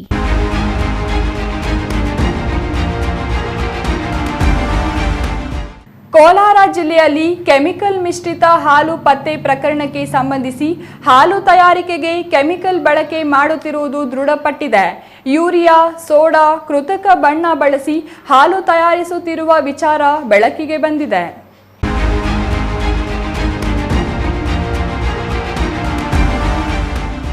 Nangali police ಠಾಣೆಯಲ್ಲಿ ಆಹಾರ ಸುರಕ್ಷತಾ ಕಾಯ್ದೆಯಡಿ ಪ್ರಕರಣ ದಾಖಲಾಗಿದ್ದು, ಜೂನ್ 1ರಂದು ಸವಟೂರು ಗ್ರಾಮದಲ್ಲಿ ಪೊಲೀಸರು ದಾಳಿ ನಡೆಸಿ ಕೆಮಿಕಲ್ ಮಿಶ್ರಿತ ಹಾಲು ವಶಕ್ಕೆ ಪಡೆದಿದ್ದರು. ಕೋಲಾರ ಜಿಲ್ಲೆ ಮುಳಬಾಗಿಲು ತಾಲೂಕಿನ ಸವಟೂರು ಗ್ರಾಮದಲ್ಲಿ ಹಾಲು ಪತ್ತೆಯಾಗಿದ್ದು, ಗ್ರಾಮದ ನರೇಶ್ ರೆಡ್ಡಿ ಎಂಬುವವರ ಮನೆಯಲ್ಲಿ ಕಲಬೆರಕೆ ಹಾಲು ತಯಾರಿಕೆ ದಂಧೆ ನಡೆಯುತ್ತಿರುವ ಬಗ್ಗೆ ಮಾಹಿತಿ ಕಲೆ ಹಾಕಿ ಪೊಲೀಸರು ದಾಳಿ ನಡೆಸಿ ವಶಕ್ಕೆ ಪಡೆದಿದ್ದರು. ಮುಳಬಾಗಿಲು DYSP ಅವರಾದ ನಂದಕುಮಾರ್ ಅವರು ಒಂದು ಹಾಲಿಗೆ ಅವರು ಪೌಡರ್ ಮಿಕ್ಸ್ ಮಾಡಿ ಮತ್ತು ಇತರೆ ವಸ್ತುಗಳನ್ನು ಮಿಶ್ರ ಮಾಡಿ ತಯಾರು ಮಾಡ್ತಾ ಇದ್ದಾರೆ ಅನ್ನೋ ಒಂದು ಮಾಹಿತಿ ಮೇರೆಗೆ ಒಂದು ದಾಳಿಯನ್ನು 1/6/2025 ಮಾಡಿದರು. ಈ ದಾಳಿಯಲ್ಲಿ ನಮಗೆ ಸಿಕ್ಕಿರೋ ಪದಾರ್ಥಗಳನ್ನು ಒಂದು NCಯನ್ನು ರಿಜಿಸ್ಟರ್ ಮಾಡಿಕೊಂಡು ನಾವು ಒಂದು ಲ್ಯಾಬ್ಗೆ ಕಳಿಸ್ಕೊಟ್ಟಿದ್ವಿ. ಅದರ ಏನು ಪ್ಯೂರಿಟಿಯನ್ನು ಚೆಕ್ ಮಾಡೋದಕ್ಕೆ ಆ ಲ್ಯಾಬಿಂದ ಮೊನ್ನೆ ಒಂದು ರಿಪೋರ್ಟ್ ಬಂದಿದ್ದು, ಆ ರಿಪೋರ್ಟಿನ ಆಧಾರವಾಗಿ ಫುಡ್ ಇನ್ಸ್ಪೆಕ್ಟರು ಮತ್ತು ನಮ್ಮ DYSP ಅವರು ಎಲ್ಲ ಸೇರಿ ಒಂದು FIR ಮಾಡಿಕೊಂಡಿದ್ದಾರೆ. ಆ ಲ್ಯಾಬ್ ರಿಪೋರ್ಟಲ್ಲಿ ಅನ್ಸೇಫ್ ಆ್ಯಂಡ್ ಸಬ್ ಸ್ಟ್ಯಾಂಡರ್ಡ್ ಅಂತ ವರದಿಯಲ್ಲಿ ನಮೂದಾಗಿರೋದ್ರಿಂದ ಈ ಒಂದು ಪದಾರ್ಥ ಹಾನಿಕಾರಕ ಆಗಿದೆ ಅಂತ ತಿಳಿದು ಬಂದಿದೆ. ಇದೇ ನಿಟ್ಟಿನಲ್ಲಿ ನಾವು ನಮ್ಮ ನಂಗ್ಲಿ ಪೊಲೀಸ್ ಠಾಣೆಯಲ್ಲಿ ಒಂದು ದೂರನ್ನು ದಾಖಲಿಸಿಕೊಂಡು ಇದರಲ್ಲಿ ಫುಡ್ ಸೇಫ್ಟಿ ಆ್ಯಕ್ಟ್ ಮತ್ತು ನಮ್ಮ BNS ಎರಡರಲ್ಲೂ ಯಾವ್ಯಾವ ಸೆಕ್ಷನ್ಸ್ ಆಧಾರಿತವಾಗಿದೆಯೋ ಆ ಸೆಕ್ಷನ್ಸ್ ಆಧಾರಿತವಾಗಿ ನಾವು FIR ಮಾಡ್ಕೊಂಡಿದ್ದೀವಿ. ಇದರಲ್ಲಿ ಪ್ರಮುಖ ಆರೋಪಿ ಬಂದ್ಬಿಟ್ಟು ನರೇಶ್ ರೆಡ್ಡಿ ಅಂತ.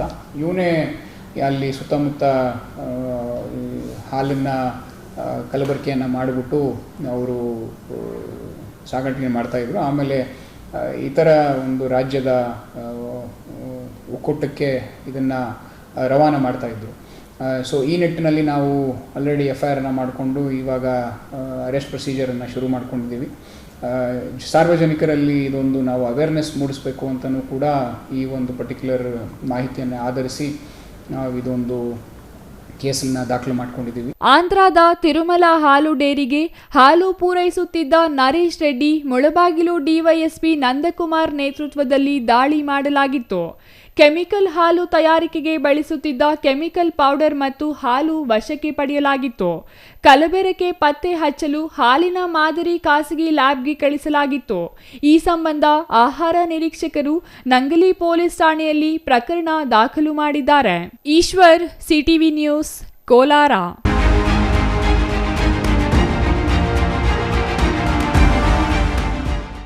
ಗುಡಿಬಂಡೆ ಗಜನಾನ್ಯ ಕಲ್ಯಾಣ ಮಂಟಪದಲ್ಲಿ ಭಾರತ ಪಾಕಿಸ್ತಾನ ಯುದ್ಧದಲ್ಲಿ ಮರಣ ಹೊಂದಿದ ವೀರ ಸೈನಿಕರ ಸ್ಮರಣೆಗಾಗಿ ವಿಶ್ವ ಹಿಂದೂ ಪರಿಷತ್ ಹಾಗೂ ಬಜರಂಗ ದಳದಿಂದ ಆಕಾಶ್ ಸೂಪರ್ ಸ್ಪೆಷಾಲಿಟಿ ಆಸ್ಪತ್ರೆ ಸಹಯೋಗದಲ್ಲಿ ಉಚಿತ ಆರೋಗ್ಯ ಶಿಬಿರ ಆಯೋಜಿಸಲಾಗಿತ್ತು.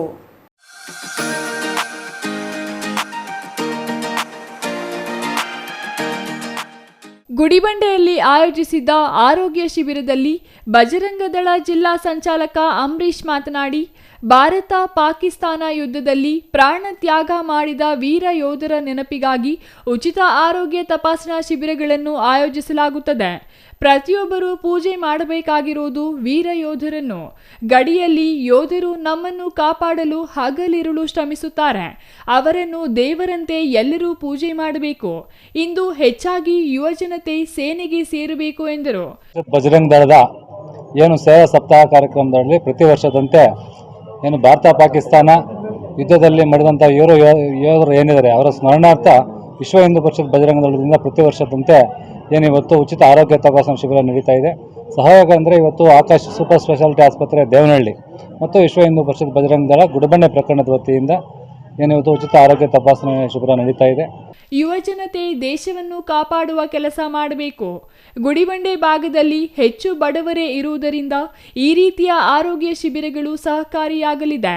ಇದನ್ನು ಸದ್ಬಳಕೆ ಮಾಡಿಕೊಳ್ಳಬೇಕು ಎಂದರು. Satish Babu, CTV news, Gudibande.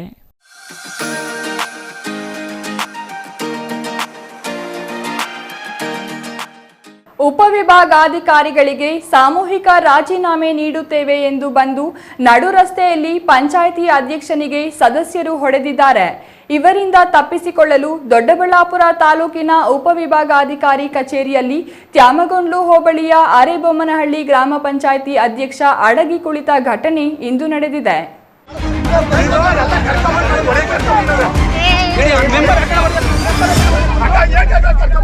ದೊಡ್ಡಬಳ್ಳಾಪುರ ತಾಲೂಕಿನ ಉಪವಿಭಾಗಾಧಿಕಾರಿ ಕಚೇರಿಯಲ್ಲಿಯೇ ನಾವು ರಾಜೀನಾಮೆ ನೀಡುತ್ತೇವೆ ಬನ್ನಿ ಎಂದು ಪಂಚಾಯಿತಿ ಸದಸ್ಯರು ನನ್ನನ್ನು ಕರೆತಂದು ತಾಲೂಕು ಕಚೇರಿ ಮುಂಭಾಗ ನನ್ನ ಮೇಲೆ ಹಲ್ಲೆ ಮಾಡಿದ್ದಾರೆ ಎಂದು ಅರೆಬೊಮ್ಮನಹಳ್ಳಿ ಗ್ರಾಮ ಪಂಚಾಯಿತಿ ಅಧ್ಯಕ್ಷ ರಂಗಸ್ವಾಮಿ ಆರೋಪಿಸಿದ್ದಾರೆ. ಅರೆಬೊಮ್ಮನಹಳ್ಳಿ ಪಿಡಿಒ ವಿರುದ್ಧ ಆರೋಪ ಎದುರಾಗಿದ್ದು ಪಂಚಾಯಿತಿಯಲ್ಲಿ ಮಿತಿ ಮೀರಿದ ಭ್ರಷ್ಟಾಚಾರ ನಡೆಯುತ್ತಿದೆ. ನಾನು ಅಧ್ಯಕ್ಷನಾದ ನಂತರ ನಿಲ್ಲಿಸಲು ಸಾಕಷ್ಟು ಪ್ರಯತ್ನ ಮಾಡಿದ ಹಿನ್ನೆಲೆ ನನ್ನ ಮೇಲೆ ಈ ಕೃತ್ಯಕ್ಕೆ ಸದಸ್ಯರು, ಪಿಡಿಒ ಸೇರಿದಂತೆ ಹಲವರು ಪ್ರಯತ್ನಿಸುತ್ತಿದ್ದಾರೆ ಎಂದು ಅಳಲು ತೋಡಿಕೊಂಡರು. ನನ್ನ ರಕ್ಷಣೆಗಾಗಿ ಉಪವಿಭಾಗಾಧಿಕಾರಿ ಕಚೇರಿಯಲ್ಲಿ ಅವಿತುಕೊಂಡೆ. ಈಗ ಪೊಲೀಸ್ ಸಿಬ್ಬಂದಿ ಬಂದಿದ್ದಾರೆ. ಠಾಣೆಯಲ್ಲಿ ಈ ಕುರಿತು ದೂರು ಸಲ್ಲಿಸಿದ್ದು ತಪ್ಪು ಮಾಡಿದವರ ವಿರುದ್ಧ ಸೂಕ್ತ ಕ್ರಮ ಕೈಗೊಳ್ಳುವ ಮೂಲಕ ನನಗೆ ನ್ಯಾಯ ಕೊಡಿ ಎಂದು ಅವರು ಮನವಿ ಮಾಡಿದ್ದಾರೆ.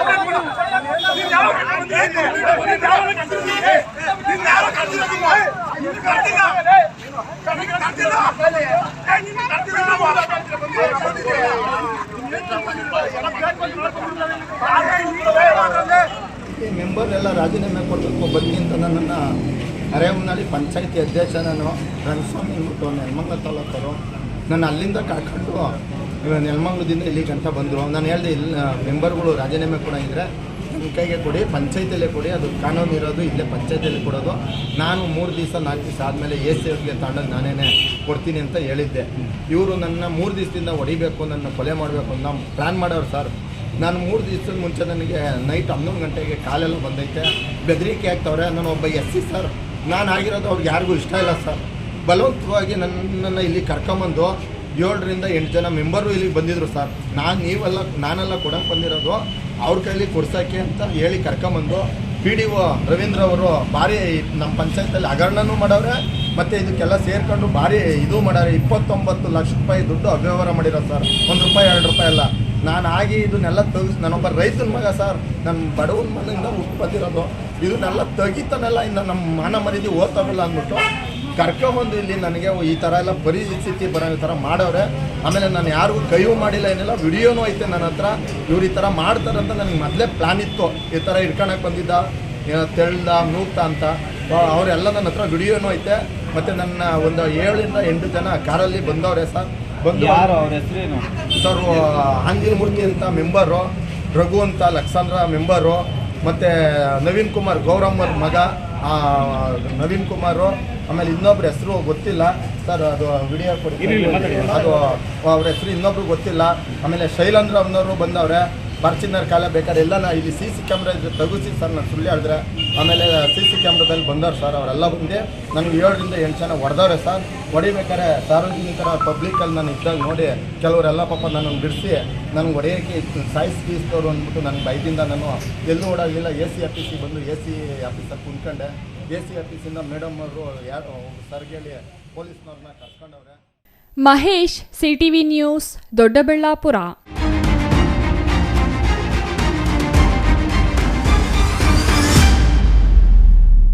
ಮಂಚೇನಹಳ್ಳಿ ತಾಲೂಕು ಕೇಂದ್ರವಾದರೂ ಅಭಿವೃದ್ಧಿ ಮಾತ್ರ ಕಂಡಿಲ್ಲ. ಕೆಲ ಅಭಿವೃದ್ಧಿ ಕಾಮಗಾರಿಗಳು ನಡೆಯುತ್ತಿದ್ದರೂ ಸಮರ್ಪಕವಾಗಿ ನಡೆಯದೆ ನೂತನ ತಾಲೂಕಿನಲ್ಲಿ ನಡೆಯಬೇಕಾದ ಅಭಿವೃದ್ಧಿ ವೇಗ ಮಾಯವಾಗಿದೆ. ಇದಕ್ಕೆ ಜನಪ್ರತಿನಿಧಿಗಳು ಮತ್ತು ಅಧಿಕಾರಿಗಳೇ ಕಾರಣವಾಗಿದ್ದು, ತಾಲೂಕು ಕೇಂದ್ರ ಅಭಿವೃದ್ಧಿಯತ್ತ ಈಗಲಾದರೂ ಗಮನ ಹರಿಸುವವರೇ ಎಂಬುದು ಜನರ ನಿರೀಕ್ಷೆಯಾಗಿದೆ.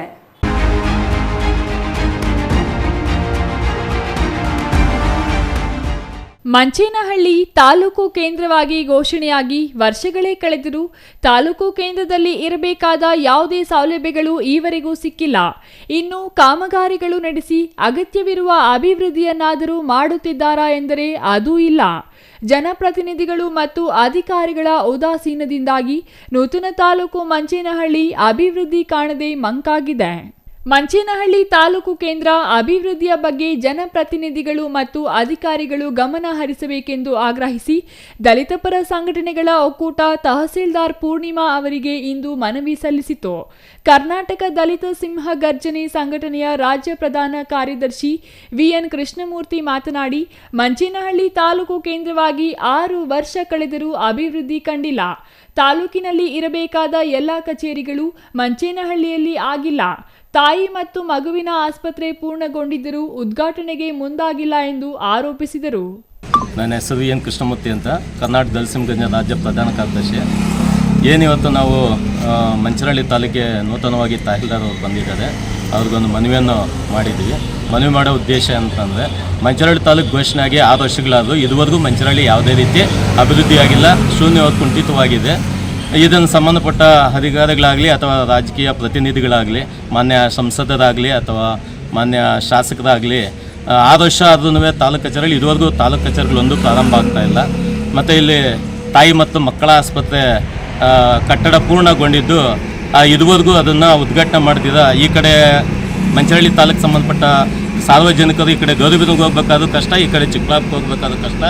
ಅದು ಕಟ್ಟಡ ಪೂರ್ಣಗೊಂಡಿದ್ದು ಇದುವರೆಗೂ ಅದನ್ನು ಉದ್ಘಾಟನೆ ಮಾಡಿಲ್ಲ. ಪೂರ್ಣ ಉದ್ಘಾಟನೆ ಮಾಡಬೇಕು. ಮತ್ತು 53, 57 ಫಾರಂ ಸಂಬಂಧಪಟ್ಟ ರೈತರಿಗೆ ಕೂಡಲೇ ಸಾಗುವಳಿ ಪತ್ರ ಕೊಡಬೇಕು. ಸಾರ್ವಜನಿಕರು ತುರ್ತು ಸಂದರ್ಭದಲ್ಲಿ ಆಸ್ಪತ್ರೆಗೆ ಹೋಗಬೇಕಾದರೆ ಚಿಕ್ಕಬಳ್ಳಾಪುರಕ್ಕೆ ಹೋಗಬೇಕು. ಇಲ್ಲಿ ಆಸ್ಪತ್ರೆ ಆರಂಭವಾದರೆ ಸಾರ್ವಜನಿಕರಿಗೆ ಅನುಕೂಲವಾಗುತ್ತದೆ. ನಮೂನೆ 53, 57ರಲ್ಲಿ ಸಾಗುವಳಿದಾರರಿಗೆ ಶೀಘ್ರವಾಗಿ ಸಾಗುವಳಿ ಚೀಟಿ ನೀಡಬೇಕು. ಈ ಬಗ್ಗೆ ಗಮನ ಹರಿಸದಿದ್ದರೆ ಮುಂದಿನ ದಿನಗಳಲ್ಲಿ ಉಗ್ರ ಹೋರಾಟ ಮಾಡುವುದಾಗಿ ಎಚ್ಚರಿಸಿದರು. Shashikiran S, CTV news, Manchenahalli.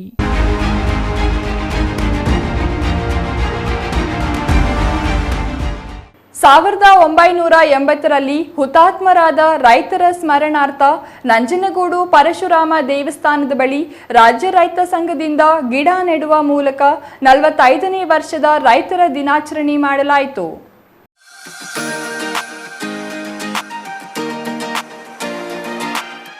ನಂಜನಗೂಡಿನಲ್ಲಿ ನಡೆದ ರೈತ ದಿನಾಚರಣೆಯಲ್ಲಿ ರೈತ ಸಂಘದ ಮೈಸೂರು ಜಿಲ್ಲಾಧ್ಯಕ್ಷ ವಿದ್ಯಾಸಾಗರ್ ಮಾತನಾಡಿ, ನರಗುಂದ, ನವಲಗುಂದ ರೈತರು ಮಲಪ್ರಭಾ ನದಿಗೆ ಕಾಲುವೆ ವಿಚಾರವಾಗಿ 1980ರಲ್ಲಿ ಅಲ್ಲಿನ ತಾಲೂಕು ಕಚೇರಿ ಮುಂಭಾಗ ಸುಮಾರು 10,000ಕ್ಕಿಂತ ಹೆಚ್ಚು ರೈತರು ಸೇರಿ ಪ್ರತಿಭಟನೆ ನಡೆಸುತ್ತಿದ್ದರು. ಈ ವೇಳೆ ನಡೆದ ಗೋಲಿಬಾರ್ನಲ್ಲಿ ಮಡಿದ ರೈತರ ನೆನಪಿನಾರ್ಥವಾಗಿ ರೈತರ ದಿನಾಚರಣೆ ಆಚರಿಸಲಾಗುತ್ತಿದೆ ಎಂದು ಹೇಳಿದರು. ನವಲಗುಂದ, ನರಗುಂದ 45ನೇ ಏನು ರೈತ ಬಂಡಾಯದ ಹೋರಾಟವನ್ನು ಇವತ್ತು ನೆನ್ಕೊಂಡು ಇವತ್ತು ನಮ್ಮ ನೂರಾರು ಮಹಿಳೆಯರಿದರಲ್ಲಿ ಏನು ರೈತ ಸಂಘಟನೆ ಯಾವುದೋ ಒಂದು ಇದಕ್ಕೋಸ್ಕರ ಸೋಕಿಗೋಸ್ಕರ ಉಟ್ಕೊಂಡ ಸಂಘಟನೆ ಅಲ್ಲ, ನಿಜವಾದ ರೈತರ ಸಮಸ್ಯೆಯನ್ನು ಇಟ್ಕೊಂಡು ರೈತರಿಗೋಸ್ಕರ ಉಟ್ಕೊಂಡಂಥ ಸಂಘಟನೆ. ಇಂಥ ನೂರಾರು ರೈತರು ಪೊಲೀಸರ ಗುಂಡಿಗೆ ಎದೆ ಕೊಟ್ಟ ಮೇಲೆ ದೊಡ್ಡ ಭವ್ಯವಾಗಿ ವೈಚಾರಿಕವಾಗಿ ಕಟ್ಟಿರೋಂಥ ಒಂದು ವೈಚಾರಿಕ ಸಂಘಟನೆ. ಈ ಸಂಘಟನೆ ಇನ್ನೂ ಗಟ್ಟಿಯಾಗಿರಬೇಕು. ಈ ಪ್ರಭುತ್ವ ಏನು ರೈತರ ಮೇಲೆ, ಸಾಮಾನ್ಯ ಜನರ ಮೇಲೆ, ಬಡವರ ಮೇಲೆ ಏನು ಕ್ರೌರ್ಯ ತೋರುತ್ತೆ ಅದ್ರ ವಿರುದ್ಧ ನಮ್ಮ ನಿರಂತರ ಹೋರಾಟ ಇರುತ್ತೆ ಅಂತೇಳಿ ಈ ಮುಖಾಂತರ ಹೇಳಕ್ಕೆ ಇಷ್ಟಪಡ್ತೀನಿ. ನನ್ನ ಹೆಸರು ವಿದ್ಯಾಸಾಗರ್, ಜಿಲ್ಲಾಧ್ಯಕ್ಷರು, ಕರ್ನಾಟಕ ರಾಜ್ಯ ರೈತ ಸಂಘ ಹಸಿರು ಸೇನೆ. ನಾಡಿನಾದ್ಯಂತ ವಿವಿಧ ಹೋರಾಟದಲ್ಲಿ ಸುಮಾರು 140ಕ್ಕಿಂತ ಹೆಚ್ಚು ರೈತರು ಹೋರಾಟದ ಜೀವನದಲ್ಲಿ ಮಡಿದಿದ್ದಾರೆ. ರೈತರ ಆರ್ಥಿಕತೆ, ಸಾಮಾಜಿಕ ಜೀವನ ಸುಧಾರಿಸಲು ಹಿರಿಯರು ಹೋರಾಟ ಮಾಡಿ ವೈಚಾರಿಕ ನೆಲೆಯಲ್ಲಿ ಕಟ್ಟಿದ ಸಂಘವಾಗಿದೆ. ಅವರನ್ನು ನೆನಪು ಮಾಡಿಕೊಳ್ಳುವುದು ನಮ್ಮ ಕರ್ತವ್ಯವಾಗಿದೆ ಎಂದರು. ಇದೇ ವೇಳೆ ತಾಲೂಕಿನ ಅಹಲ್ಯ ಗ್ರಾಮದ 200ಕ್ಕಿಂತ ಹೆಚ್ಚು ರೈತ ಸಂಘದ ಮಹಿಳೆಯರು ನಾಡಿನ ರೈತರ ಒಳಿತಿಗಾಗಿ ಮಲೆಮಹದೇಶ್ವರ ಬೆಟ್ಟಕ್ಕೆ ಪಾದಯಾತ್ರೆ ಕೈಗೊಂಡರು. Kumar, CTV news, Nanjangud.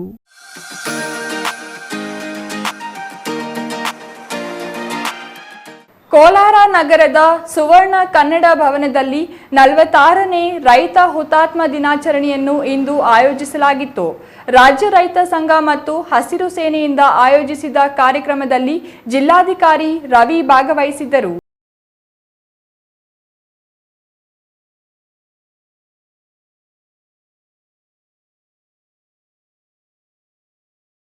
ಸುವರ್ಣ ಕನ್ನಡ ಭವನದಲ್ಲಿ 46ನೇ ರೈತ ಹುತಾತ್ಮರ ದಿನಾಚರಣೆಯನ್ನು ಇಂದು ಆಯೋಜಿಸಲಾಗಿತ್ತು. ಹುತಾತ್ಮ ರೈತರಿಗೆ ನಮನ ಸಲ್ಲಿಸಿದ ರೈತ ಮುಖಂಡರು, ಕೋಲಾರ ಜಿಲ್ಲೆ ಬಯಲು ಸೀಮೆ ಪ್ರದೇಶವಾಗಿದ್ದು ಇಲ್ಲಿ ಕಡಿಮೆ ಪ್ರಮಾಣದ ಮಳೆಯಾಗುತ್ತಿದೆ. ಸಿಗುವ ಕಡಿಮೆ ನೀರಿನಲ್ಲಿಯೇ ರೈತರು ವ್ಯವಸಾಯ ಮಾಡುತ್ತಿದ್ದು, ಕಷ್ಟದ ನಡುವೆಯೂ ರೈತರು ಆತ್ಮಹತ್ಯೆಯಂತಹ ಕೃತ್ಯಕ್ಕೆ ಮುಂದಾಗದಿರುವುದು ಸಮಾಧಾನದ ಸಂಗತಿ ಎಂದರು. ಕೆಲವರು ಹೇಳ್ಬೋದು, ವ್ಯವಸಾಯ ಮಾಡಿ ಯಾರು ಉದ್ಧಾರ ಆಗಲಿಲ್ಲ, ವ್ಯವಸಾಯ ಅಂದ್ರೆ ನೀ ಸಹಾಯ ಅಂತ.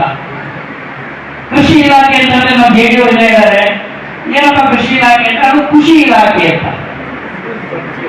ಖುಷಿ ಅಂತ ಕೃಷಿ ಎನ್ನುವುದು ಕೇವಲ ಬದುಕನ್ನು ಮಾತ್ರ ಕಟ್ಕೊಳ್ಳೋದಿಲ್ಲ, ಅದು ಸಂಸ್ಕೃತಿಯನ್ನು ಕೂಡ ಕಟ್ಕೊಳ್ಳುತ್ತೆ ಅಂತ ನಾವ್ಯಾರು ನೆನಪು.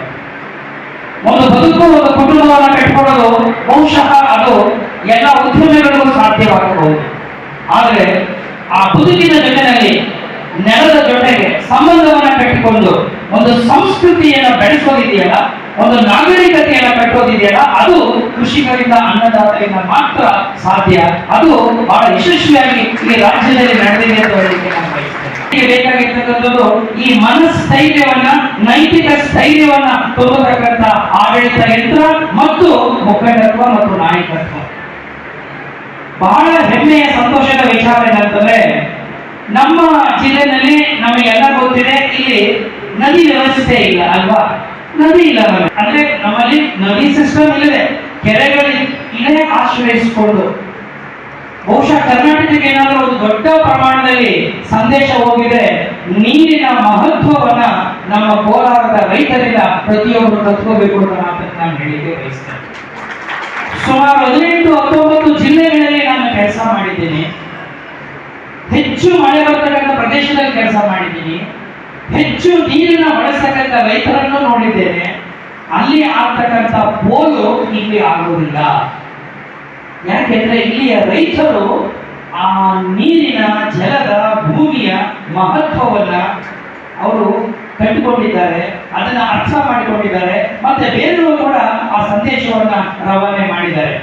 ಈ ಎಲ್ಲ ಕಾರಣದಿಂದಲೇ ನಮ್ಮ ಜಿಲ್ಲೆಯಲ್ಲಿ ಒಬ್ಬ ರೈತನು ಕೂಡ ಆತ್ಮಹತ್ಯೆಗೆ ಪ್ರಯತ್ನವನ್ನ ಮಾಡಿಲ್ಲ. ಇತರೆ ಜಿಲ್ಲೆಗಳಿಗೆ ಹೋಲಿಸಿದರೆ ಕೋಲಾರ ಜಿಲ್ಲೆಯ ರೈತರು ಹೆಚ್ಚು ಶ್ರಮಜೀವಿಗಳು ಎಂದು ಕೋಲಾರ ಜಿಲ್ಲಾಧಿಕಾರಿ ರವಿ ಹೇಳಿದರು. ರೈತರಿಗೆ ಅಗತ್ಯ ಸೌಲಭ್ಯಗಳನ್ನು ಸರ್ಕಾರದಿಂದ ನೀಡಲಾಗುತ್ತಿದೆ. ರೈತರ ಹಿತದೃಷ್ಟಿಯಿಂದ ಎಲ್ಲ ಅನುಕೂಲಗಳನ್ನು ಮಾಡಿಕೊಡಲಾಗುತ್ತದೆ. ಪೋಡಿ ಮತ್ತು ಬಗರ್ ಹುಕುಂ ಅರ್ಜಿಗಳನ್ನು ಶೀಘ್ರವಾಗಿ ಬಗೆಹರಿಸಲಾಗುತ್ತಿದೆ. ಪಿ ನಂಬರ್ ಜಮೀನುಗಳನ್ನು ದುರಸ್ತಿ ಮಾಡಿ ಹೊಸ ಆರ್ಟಿಸಿ ಮಾಡಿಕೊಡಲಾಗುತ್ತದೆ ಎಂದು ಜಿಲ್ಲಾಧಿಕಾರಿಗಳು ಭರವಸೆ ನೀಡಿದರು. Eshwar, CTV news, Kolar.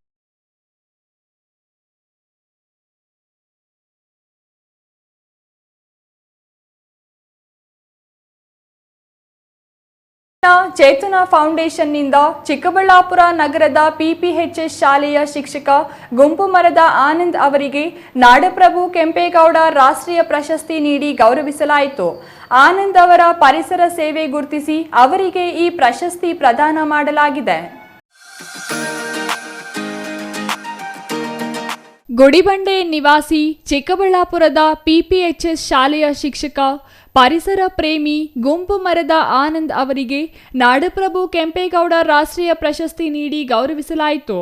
ಅವರು ಶಿಕ್ಷಕರಾಗಿ, ಪರಿಸರವಾದಿಗಳಾಗಿ, ಕವಿಗಳಾಗಿ ಕಳೆದ 28 ವರ್ಷಗಳಿಂದ ಜಿಲ್ಲಾದ್ಯಂತ 3 ಲಕ್ಷಕ್ಕೂ ಹೆಚ್ಚು ಗಿಡ ನೆಟ್ಟು ಪೋಷಣೆ ಮಾಡಿದ್ದಾರೆ. ಪಂಚಗಿರಿ ಬೋಧನಾ ಪ್ರೌಢಶಾಲೆಯಲ್ಲಿ ಕಳೆದ 30 ವರ್ಷಗಳಿಂದ ಸೇವೆ ಸಲ್ಲಿಸುತ್ತಾ ಮಕ್ಕಳಲ್ಲಿ ಪರಿಸರದ ಅರಿವು ಮೂಡಿಸುತ್ತಿದ್ದಾರೆ.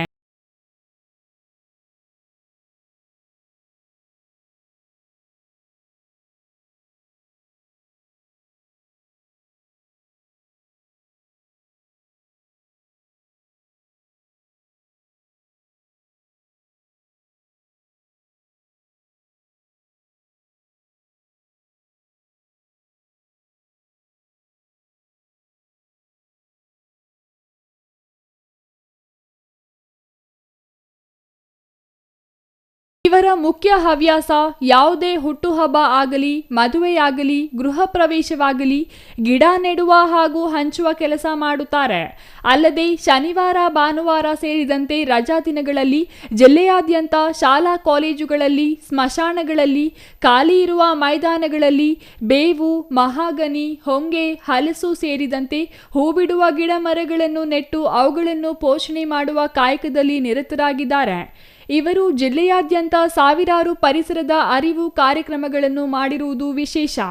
ಇವರ ಸೇವೆಯನ್ನು ಗುರುತಿಸಿ ಕರ್ನಾಟಕ ಸರ್ಕಾರ ಪರಿಸರ ಮಿತ್ರ ರಾಜ್ಯ ಪ್ರಶಸ್ತಿ ನೀಡಿ ಗೌರವಿಸಿದೆ.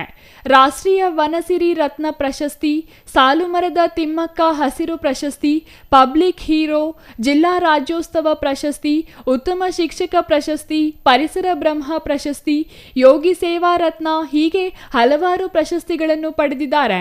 ಜೊತೆಗೆ ಹಲವಾರು ಸಂಘ ಸಂಸ್ಥೆಗಳು ಸನ್ಮಾನ ಮಾಡಿ ಗೌರವಿಸಿವೆ.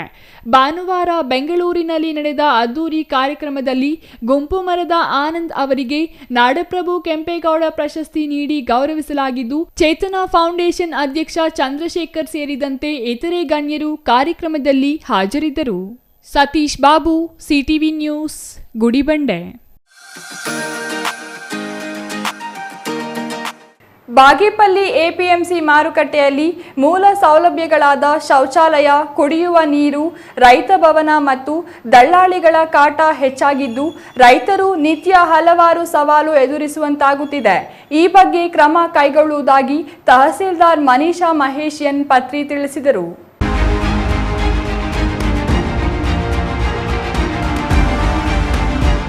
ಬಾಗೇಪಲ್ಲಿ ಪಟ್ಟಣದ ಎಪಿಎಂಸಿ ಮಾರುಕಟ್ಟೆಯಲ್ಲಿ ಅಧಿಕಾರಿಗಳು, ದಲ್ಲಾಳಿಗಳು ಮತ್ತು ರೈತರೊಂದಿಗೆ ಸಭೆ ನಡೆಸಿದ ತಹಸೀಲ್ದಾರ್ ಮನೀಷಾ ಮಹೇಶ್ ಎನ್ ಪತ್ರಿ ನಂತರ ಮಾತನಾಡಿ, ಹಲವು ತಿಂಗಳಿಂದ ಎಪಿಎಂಸಿ ಮಾರುಕಟ್ಟೆಯಲ್ಲಿ ಸ್ವಚ್ಛತೆ, ಕುಡಿಯುವ ನೀರು, ಶೌಚಾಲಯ, ವಿದ್ಯುತ್ ದೀಪಗಳ ಅಳವಡಿಕೆ, ದಲ್ಲಾಳಿಗಳ ಕಾಟ ಸೇರಿದಂತೆ ಹಲವು ಸಮಸ್ಯೆಗಳ ಬಗ್ಗೆ ರೈತರು ನೋವು ತೋಡಿಕೊಳ್ಳುತ್ತಿದ್ದರು. ಈ ಹಿನ್ನೆಲೆಯಲ್ಲಿ ಸಭೆ ನಡೆಸಿ ಸಮಸ್ಯೆಗಳ ಬಗ್ಗೆ ಕೂಲಂಕುಷವಾಗಿ ಚರ್ಚೆ ನಡೆಸಲಾಗಿದೆ. ಆದಷ್ಟು ಬೇಗ ಸಮಸ್ಯೆಗಳ ಪರಿಹಾರಕ್ಕೆ ಕ್ರಮ ಕೈಗೊಳ್ಳಲು ಎಪಿಎಂಸಿ ಕಾರ್ಯದರ್ಶಿಯವರಿಗೆ ಸೂಚಿಸಲಾಗಿದೆ ಎಂದರು. ಒಂದು ಸಕಾರಾತ್ಮಕವಾಗಿ ಒಂದು ಮೀಟಿಂಗ್ನ ನಾವು ಮಾಡಿದ್ದೀವಿ. ಸೊ ಅದರಲ್ಲಿ ಕೆಲವೊಂದೊಂದು ನಾವು ಇಬ್ಬರಿಗೂ ಅನುಕೂಲ ಆಗೋ ಥರ ಕೆಲವೊಂದೊಂದು ನಾವು ಡಿಸಿಷನ್ಸ್ನ ತಗೊಂಡು ಇಂಪ್ಲಿಮೆಂಟ್ ಮಾಡಬೇಕು ಅಂತಿದ್ದೀವಿ. ಮೊದಲನೇದಾಗಿ ಬಂದು ತರಕಾರಿಗೆ ಒಂದು ಟೈಮಿಂಗ್ಸ್ ಕೊಡಬೇಕು ಅಂತ ಅಂದ್ಬಿಟ್ಟು ಇದನ್ನು ನನ್ನ ಆಫೀಸಿಗೆ ಬಂದು ಒಂದು ಮೆಮೊರಂಡಮ್ ಕೊಟ್ಟಿದ್ರು. ಸೊ ಆ ಬೇಸಿಸ್ ಮೇಲೆ ಮತ್ತು ಇಲ್ಲಿ ಮೀಟಿಂಗ್ನಲ್ಲಿ ಕೂಡ ಅದನ್ನು ಹೇಳಿದ್ರು, ಒಂದು ತರಕಾರಿನವ್ರಿಗೆ ಒಂದು ಸಪ್ರೇಟ್ ಟೈಮಿಂಗ್ಸು, ಟೊಮೊಟೊ ಮಾರಾಟ ಮಾಡೋರಿಗೆ ಒಂದು ಸಪ್ರೇಟ್ ಟೈಮಿಂಗ್ಸ್ ಅಂತ. ಸೊ ತರಕಾರಿ ಮಾರಾಟ ಮಾಡೋರಿಗೆ 2 ಗಂಟೆಯಿಂದ ರಾತ್ರಿ ಅವ್ರು ಎಷ್ಟೊತ್ತು ತನಕನಾದರೂ ಅವರು ಮಾರಾಟ ಮಾಡ್ಬೋದು. ಬಟ್ ಮಾರ್ನಿಂಗ್ನಲ್ಲಿ ಯಾವುದೇ ಮಾರಾಟ ಇರೋದಿಲ್ಲ. ಮಾರ್ನಿಂಗ್ನಲ್ಲಿ ಡೈರೆಕ್ಟಾಗಿ ಬರೀ ಟೊಮೊಟೊ ಮಾತ್ರ ಮಾರಾಟ ಇರುತ್ತೆ 1 ಗಂಟೆ ತನಕ. ಸೊ 2 ಗಂಟೆಯಿಂದ ಬರೀ ತರಕಾರಿ ಮಾರಾಟ ಇರುತ್ತೆ. ಸೊ ಇದು ಒಂದು ನಾವು ಡಿಸಿಷನ್ ತೊಗೊಂಡಿದ್ದೀವಿ. ಅದ್ರ ಪ್ರಕಾರನೇ ನಾವು ಸೈರನ್ಸ್ ಕೂಡ ಇಂಪ್ಲಿಮೆಂಟ್ ಮಾಡೋಕ್ಕೆ ನಾವು ತಿಳಿಸಿದ್ದೀವಿ. ಸೈರನ್ಸ್ ಕೂಡ ಇಂಪ್ಲಿಮೆಂಟ್ ಮಾಡ್ತಾರೆ.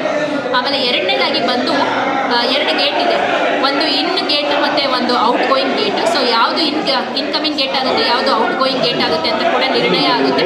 ಸೊ ಔಟ್ ಗೋಯಿಂಗ್ ಗೇಟ್ನಲ್ಲಿ ಯಾವುದೇ ಕಾರಣಕ್ಕೂ ಯಾವುದೇ ಲಾರಿಗಳು ಒಳಗಡೆ ಬರ್ದಿಲ್ಲದೆ ಥರ ನೋಡ್ಕೊಳ್ತೀವಿ. ಮತ್ತು ಅಲ್ಲಿ ಯಾವ್ದು ಇನ್ಕಮಿಂಗ್ ಬರುತ್ತೋ ಅಲ್ಲಿ ಒಬ್ಬನ ಪರ್ಸನ್ನ ನಾವು ನೇಮಕ ಮಾಡಿ ಅಲ್ಲಿ ಒಂದು ನಮ್ಮದು ಏನು APMC ನಾಮ್ಸ್ ಪ್ರಕಾರ ರಿಸಿಪ್ಟ್ಸ್ ಏನಿರುತ್ತೆ ಸೊ ಅದನ್ನು ನಾವು ಕಲೆಕ್ಟ್ ಮಾಡಿಕೊಂಡು ಅಲ್ಲಿ ವ್ಯಕ್ತಿ ಮಾನಿಟರ್ ಮಾಡೋಕ್ಕೆ ಇಡ್ತೀವಿ. ಸೊ ಆ ಸರಕುಗಳು ಏನು ಬರುತ್ತೆ ಇಮಿಡಿಯೇಟಾಗಿ ಒಟ್ಟು ಏನೂ ಟ್ರಾನ್ಸ್ಪೋರ್ಟೇಷನ್ ಏನಿದೆ ಫ್ರೀ ಫ್ಲೋ ಆಗಿ ಟ್ರಾನ್ಸ್ಪೋರ್ಟೇಷನ್ ಆಗೋ ಥರ ನಾವೊಂದು ಡೈರೆಕ್ಷನ್ಸ್ನ ನಾವು ಕೊಟ್ಟಿದ್ದೀವಿ. ಅದು ಕೂಡ ನಾವು ಇಮಿಡಿಯೇಟಾಗಿ ಇಂಪ್ಲಿಮೆಂಟ್ ಮಾಡ್ತೀವಿ.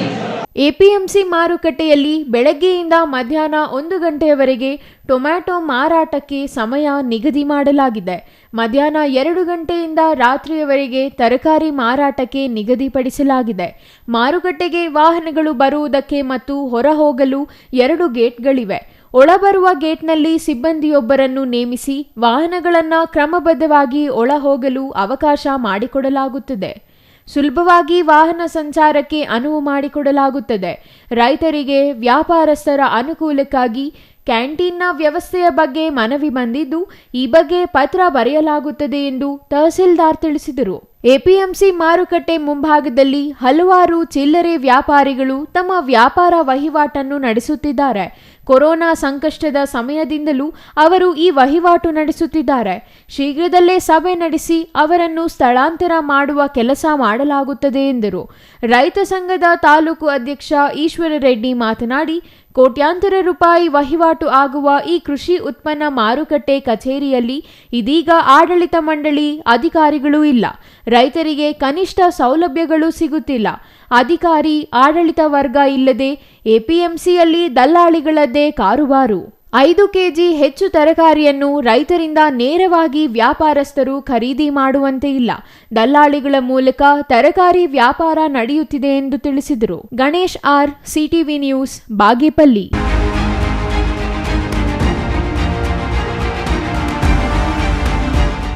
ಇದೀಗ ಚಿಕ್ಕದೊಂದು ವಿರಾಮ. ವಿರಾಮದ ನಂತರ ಸಿಟಿವಿ ನ್ಯೂಸ್ ಮುಂದುವರಿಯಲಿದೆ. ಸಮಾರಂಭ ನಿಮ್ಮದು, ಪ್ರಚಾರ ನಮ್ಮದು. ಕಾರ್ಯಕ್ರಮ ಯಾವುದೇ ಇರಲಿ ಚಿಂತೆ ಬೇಡ. ನಿಮ್ಮ ಸಂತಸ ನೇರ ಪ್ರಸಾರ ಮಾಡಲು ನಾವು ರೆಡಿ. ಸಿಟಿವಿ ನ್ಯೂಸ್ ನಿಮಗಾಗಿ ಕಲ್ಪಿಸುತ್ತಿದೆ ವಿಶೇಷ ಅವಕಾಶ. ಹುಟ್ಟುಹಬ್ಬ, ನಾಮಕರಣ, ಮದುವೆ ಸಮಾರಂಭ, ಶಾಲಾ ಕಾಲೇಜಿನ ಕಾರ್ಯಕ್ರಮಗಳು, ಯಾವುದೇ ಸುದ್ದಿಗೋಷ್ಠಿಗಳು ಸೇರಿದಂತೆ ಕಾರ್ಯಕ್ರಮಗಳು ಯಾವುದೇ ಇರಲಿ ನಿಮಗೆ ಸಿಗಲಿದೆ ವ್ಯಾಪಕ ಪ್ರಚಾರ. ಸಿಟಿವಿ ನ್ಯೂಸ್ನಲ್ಲಿ ನಿಮ್ಮ ಸಂಭ್ರಮ ನೇರ ಪ್ರಸಾರದಲ್ಲಿ ನೋಡಿ. ನಿಮ್ಮ ಸಂಭ್ರಮ ನಿಮ್ಮ ಇಡೀ ಸಮೂಹಕ್ಕೆ ಮುಟ್ಟಿಸಲಿದೆ CTV news.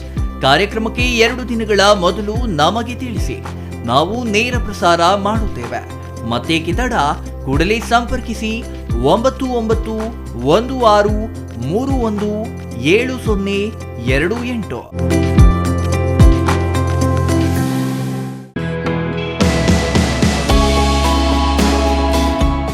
Shri ಚಾಮವಿ party hall, 4ನೇ ಮಹಡಿ, ಶ್ರೀ ಚಾಮವಿ ಕಾಂಪ್ಲೆಕ್ಸ್, ಗೆರಿಯಾ ಶೋರೂಮ್ನ ಮೇಲೆ, ನಂಬರ್ 232T, ಬಿಬಿ ರಸ್ತೆ, ಚಿಕ್ಕಬಳ್ಳಾಪುರ. ನಿಮ್ಮ ಎಲ್ಲ ಶುಭ ಕಾರ್ಯಗಳಿಗೆ ಸುಸಜ್ಜಿತ ಪಾರ್ಟಿ ಹಾಲ್ ಚಿಕ್ಕಬಳ್ಳಾಪುರದಲ್ಲಿ ಸಿದ್ಧ. ಹುಟ್ಟುಹಬ್ಬ, ನಾಮಕರಣ, ಕಾರ್ಯಕ್ರಮ ಯಾವುದೇ ಇರಲಿ ನಿಮ್ಮ ನಿರೀಕ್ಷೆಗೆ ತಕ್ಕ ಪಾರ್ಟಿ ಹಾಲ್. ಎಸಿ ಕೇಂದ್ರೀಕೃತ ಪಾರ್ಟಿ ಹಾಲ್, ಪ್ರೊಜೆಕ್ಟರ್ ಮತ್ತು ಪರದೆಯೊಂದಿಗೆ ಸಿದ್ಧವಾಗಿದೆ. AI ಸ್ಪೀಕರ್ಗಳಿಂದ ಆವೃತ ಲಿಫ್ಟ್ ಕೂಡ ಲಭ್ಯವಿದೆ. 100 ಕಾರ್ಗಳಿಗೆ ಪಾರ್ಕಿಂಗ್ ವ್ಯವಸ್ಥೆ, ಪವರ್ ಬ್ಯಾಕಪ್, ಜನರೇಟರ್ ಲಭ್ಯ. ಕೂಡಲೇ ಸಂಪರ್ಕಿಸಿ 99161611 Shri Manjunatha hardware and innovations 22 ವರ್ಷಗಳಿಂದ ಮಾರುಕಟ್ಟೆಯಲ್ಲಿ ಸುದೀರ್ಘ ಪಯಣ ಮತ್ತು ಗ್ರಾಹಕ ಹಾಗೂ ಎಂಜಿನಿಯರಿಂಗ್ಗಳ ನಂಬಿಕೆಯ ಆಯ್ಕೆ. ಅತ್ಯುತ್ತಮ ಗುಣಮಟ್ಟ, ಪ್ರಾಮಾಣಿಕ ಬೆಲೆ. Engineer choices, architect choices, corporates house owners, carpenter choices, hardware dealers ಹಾಗೂ ಇನ್ನಿತರರಿಗೆ ಹೋಲ್ಸೇಲ್ ದರದಲ್ಲಿ ಸಿಗುವ ಸ್ಥಳವೇ ಶ್ರೀ ಮಂಜುನಾಥ ಹಾರ್ಡ್ವೇರ್ ಮತ್ತು ಇನೋವೇಷನ್ಸ್. ವಿವಿಧ ರೀತಿಯ ವಿನ್ಯಾಸಗಳುಳ್ಳ ಡೆಕೋರೇಟಿವ್, ಪ್ರೊಟೆಕ್ಟಿವ್, ಫಂಕ್ಷನಲ್ ಹಾಗೂ ಉತ್ತಮ ದರದಲ್ಲಿ ಗುಣಮಟ್ಟದ ಹಾರ್ಡ್ವೇರ್ ವಸ್ತುಗಳು ನಮ್ಮಲ್ಲಿ ದೊರಕುತ್ತದೆ. ವಿಳಾಸ: ರಿಲಯನ್ಸ್ ಪೆಟ್ರೋಲ್ ಬಂಕ್ ಹತ್ತಿರ, BB ರಸ್ತೆ, ಚಿಕ್ಕಬಳ್ಳಾಪುರ. ಮೊಬೈಲ್ ಸಂಖ್ಯೆ 9739393927, ಮತ್ತೊಂದು ಸಂಖ್ಯೆ 9008680303. ವಿರಾಮದ ನಂತರ CTV ನ್ಯೂಸ್ಗೆ ಮತ್ತೆ ಸ್ವಾಗತ. ಇದೀಗ ಸಂಕ್ಷಿಪ್ತ ಸುದ್ದಿಗಳು.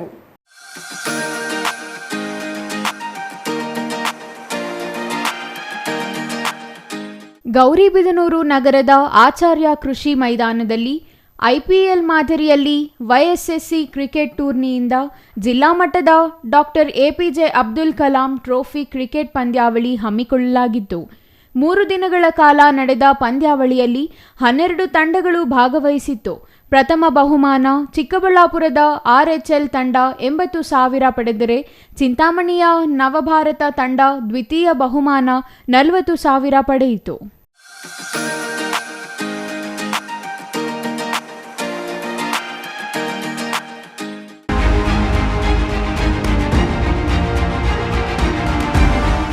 ಆಟೋಗಳಲ್ಲಿ ವಾಹನದ ಬಿಡಭಾಗಗಳನ್ನು ಕಳುವು ಮಾಡಿ ಪರಾರಿಯಾಗಿರುವ ಘಟನೆ ಹೊಸಕೋಟೆಯಲ್ಲಿ ನಡೆದಿದೆ. ತಡರಾತ್ರಿ ಆಟೋದಲ್ಲಿ ಬಂದು ಬ್ಯಾಟರಿ ಮತ್ತು ಚಕ್ರಗಳನ್ನು ಕಳ್ಳತನ ಮಾಡಲಾಗಿದೆ. ಮನೆಗಳ ಮುಂದೆ ನಿಲ್ಲಿಸಿದ ವಾಹನಗಳ ಬಿಡಿ ಭಾಗಗಳನ್ನು ಕಳುವು ಮಾಡಿದ್ದು, ಹೊಸಕೋಟೆ ನಗರದ ತಾಲೂಕು ಕಚೇರಿ ಮುಂಭಾಗದಲ್ಲಿ ತಡರಾತ್ರಿ ಘಟನೆ ನಡೆದಿದೆ. ಕಳ್ಳರು ಬ್ಯಾಟರಿ ಕದಿಯುವ ದೃಶ್ಯ ಸಿಸಿ ಕ್ಯಾಮೆರಾದಲ್ಲಿ ಸೆರೆಯಾಗಿದೆ. ಹೊಸಕೋಟೆ ಪೊಲೀಸ್ ಠಾಣಾ ವ್ಯಾಪ್ತಿಯಲ್ಲಿ ಘಟನೆ ನಡೆದಿದೆ.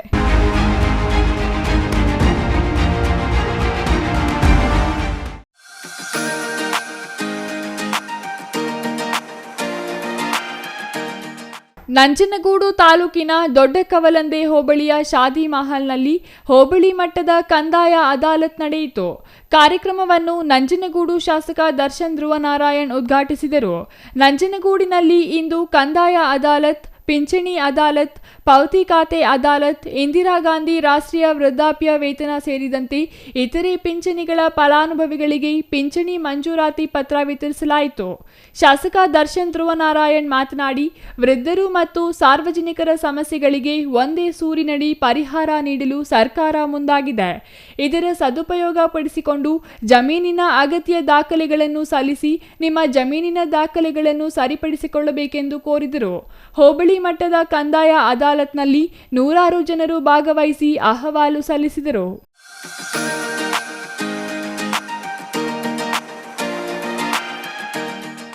ಕೊನೆಯದಾಗಿ ಮತ್ತೊಮ್ಮೆ ಮುಖ್ಯಾಂಶಗಳು.